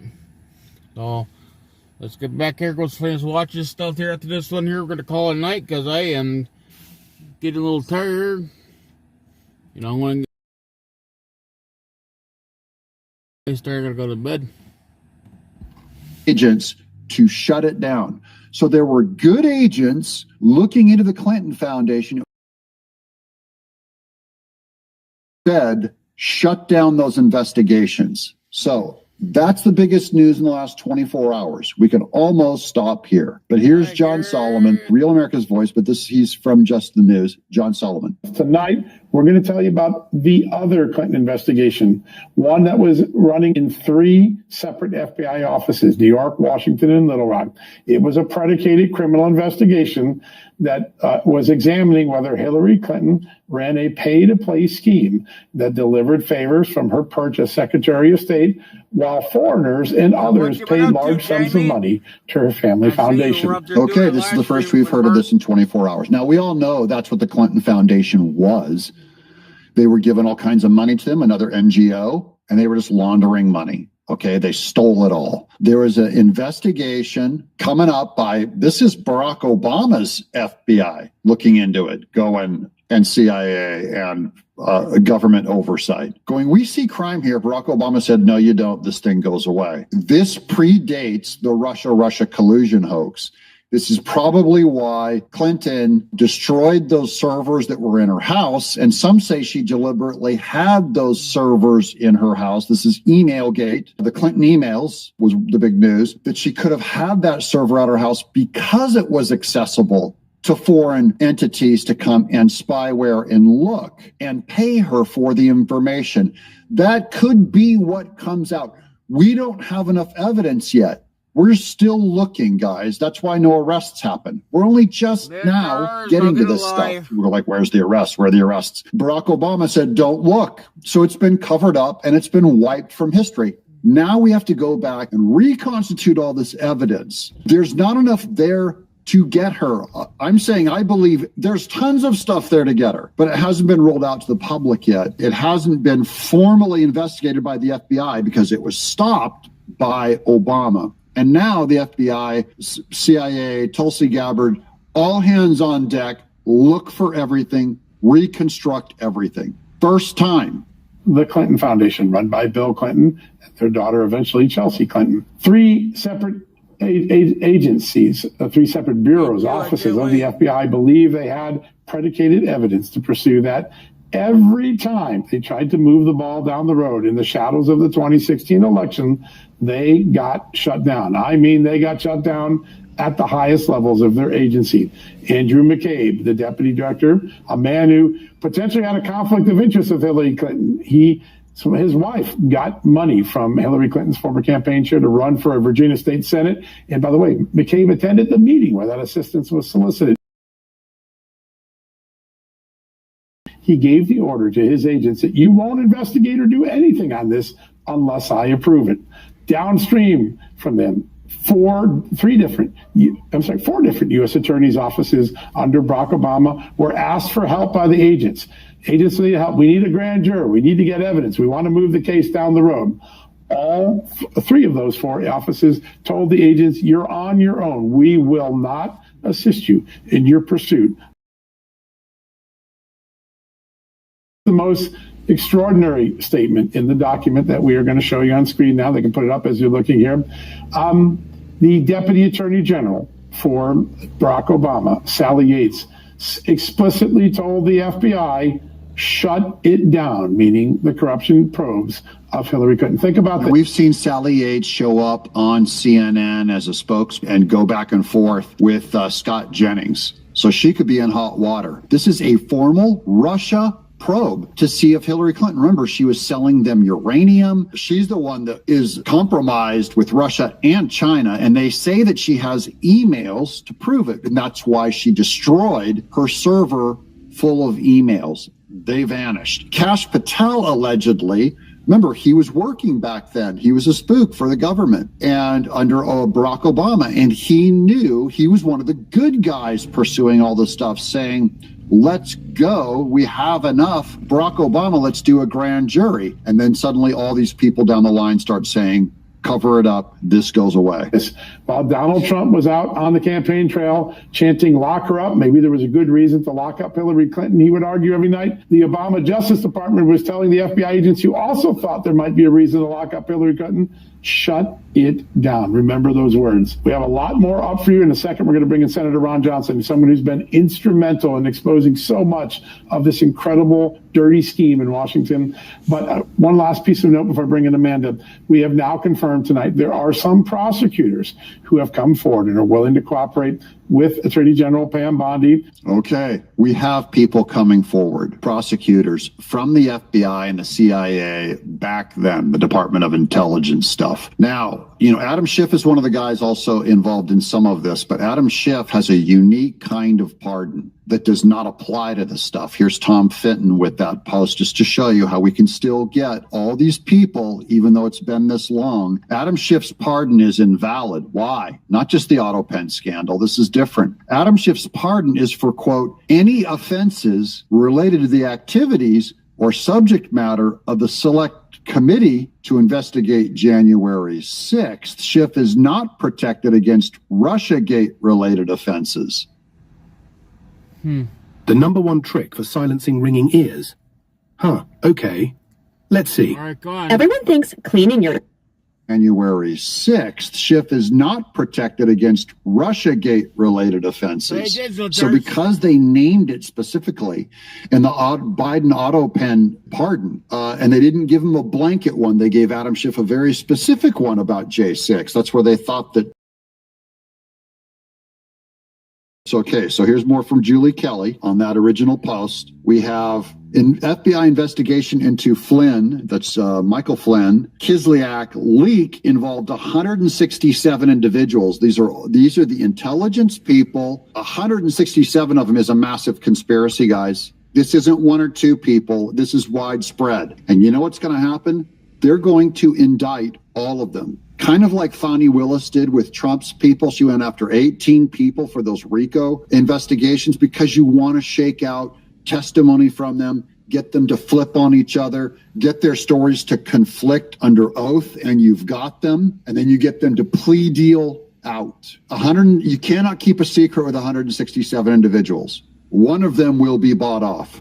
So that's my hope for more information to come out that's going to be a lot more clear. These people have emails. So Hillary Clinton, she destroyed one side of the emails on her server. All of the people that she reached out to and talked to, their emails still exist on their server. I don't even want to talk about it too much because I don't want them destroying theirs.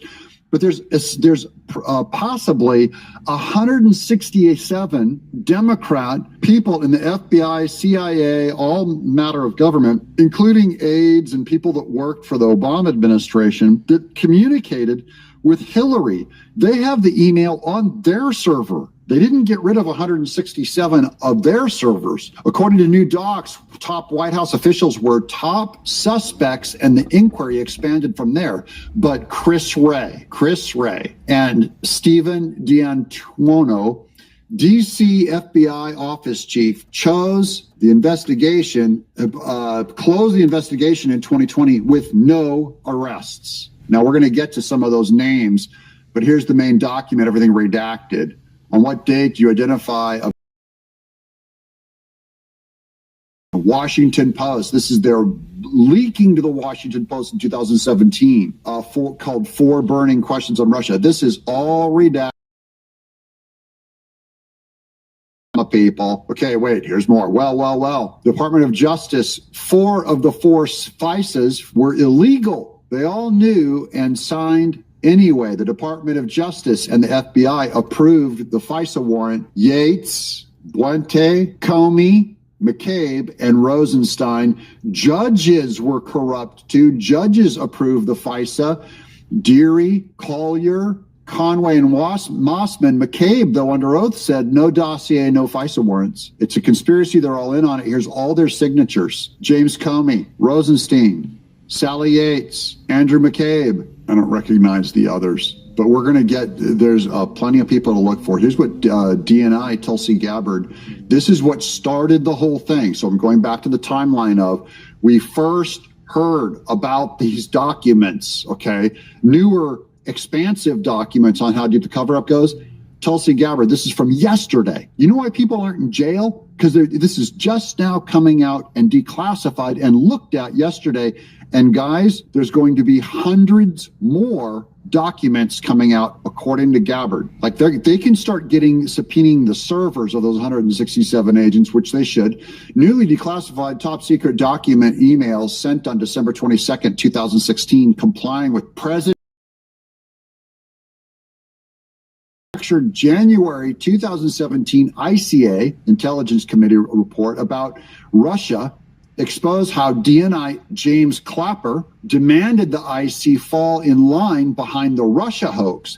Clapper admits that it was a, quote, team sport, he calls it. Hey, guys, because this is, remember, Republicans and Democrats at the FBI are fighting each other. I've told you this at the opening of the show. Clapper said, hey, this is a team sport that required, quote, compromise on our normal modalities. This is a team sport. They have the document of him saying that. This is a team sport that compromises our modality, normal modalities. This is abnormal.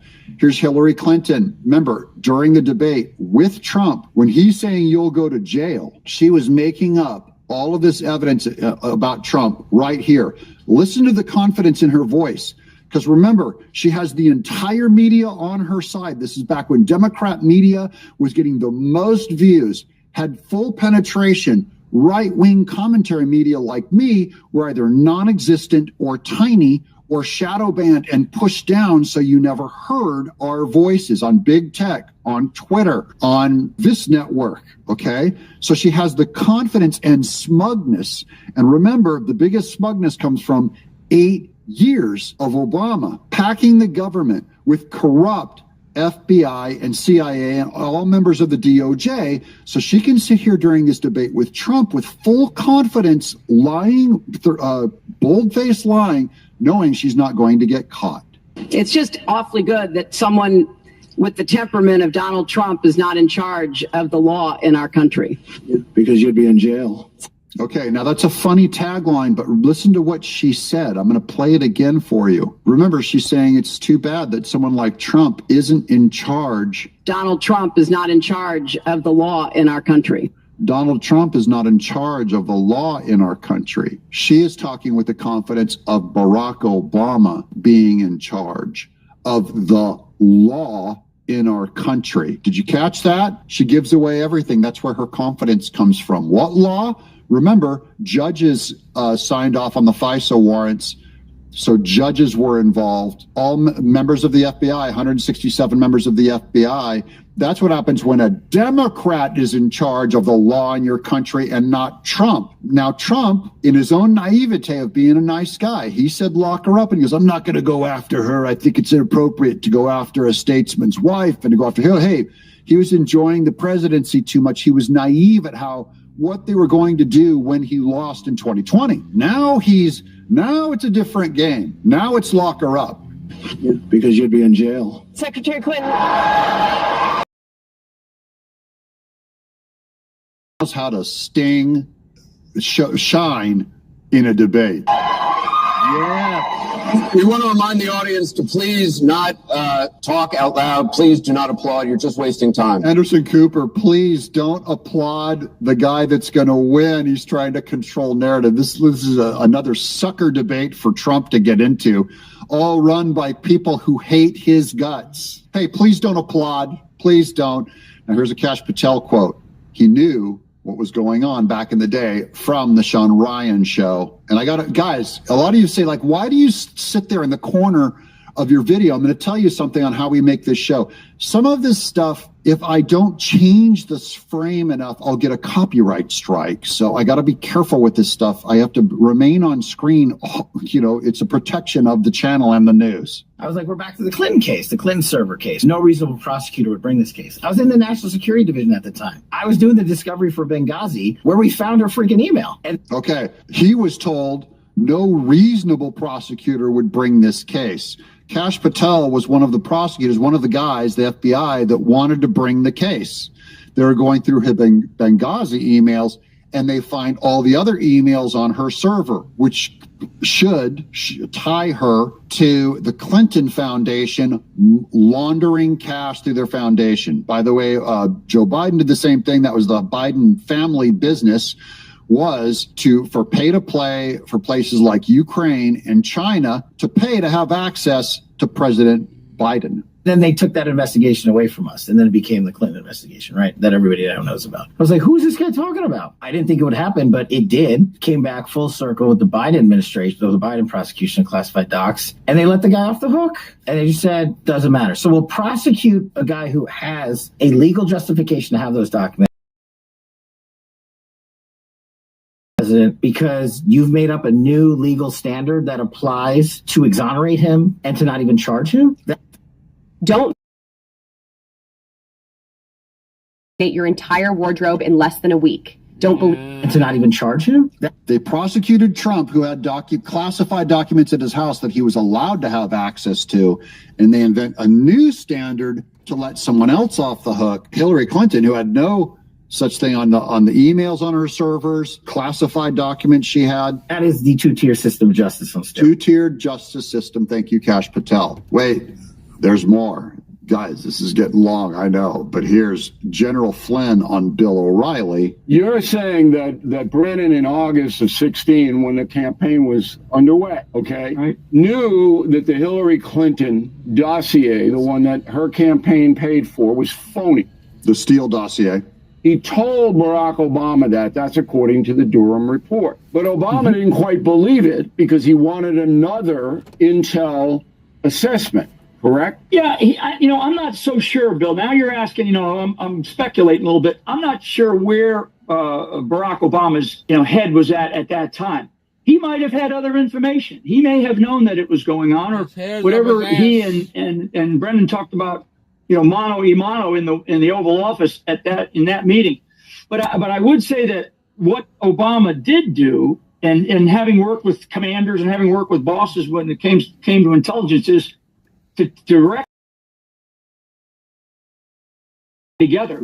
Okay. Barack Obama, he did not know at first what he wanted, but eventually he did become the trigger man. But wait. Bombshell. Kash Patel uncovers Obama Deputy AG Attorney General Sally Yates's email ordering FBI agents to shut down the Clinton Foundation corruption investigation, shut it down. Those are the emails he found. It's going to get worse. Here's how Hillary Clinton is just a complete, absolute liar. She's going after Trump's work in D.C., repeating the lie. This is her Twitter right here. As you listen to an unhinged Trump try to justify deploying the National Guard in D.C., here's the reality. Violent crime in D.C. is at a 30-year low. She repeated the Democrat lie. And then here's the actual violent crime statistic after she says it's at a 30-year low. Here's the D.C. murder stats for the past 20 years. I circled the years in red that had fewer murders. That is, there's more than the last year. Murder is one stat. You can't cook the books on Hillary's disgusting, evil creature. The lying is too casual. Look at all these red lines. These are all the times in the last 20 years where murder rates were lower than 2024 under Biden. She doesn't know what she's talking about. She doesn't even care. Media's not going to call her out. Here she is on Rachel Maddow just lying. And in terms of fleshing out that factual record about what actually happened, including what happened with the Russian attack in 2016, I wondered, as you read the Mueller report, the parts of it, at least that we can read, did you learn new things about what happened to you and your campaign in 2016 that you didn't know before reading it? I learned more, and I learned more detail. Okay. But here's the important thing to me. What I learned is that the Russians were successful. I learned, she says it 3 times, probably 4 or 5 more times in this clip.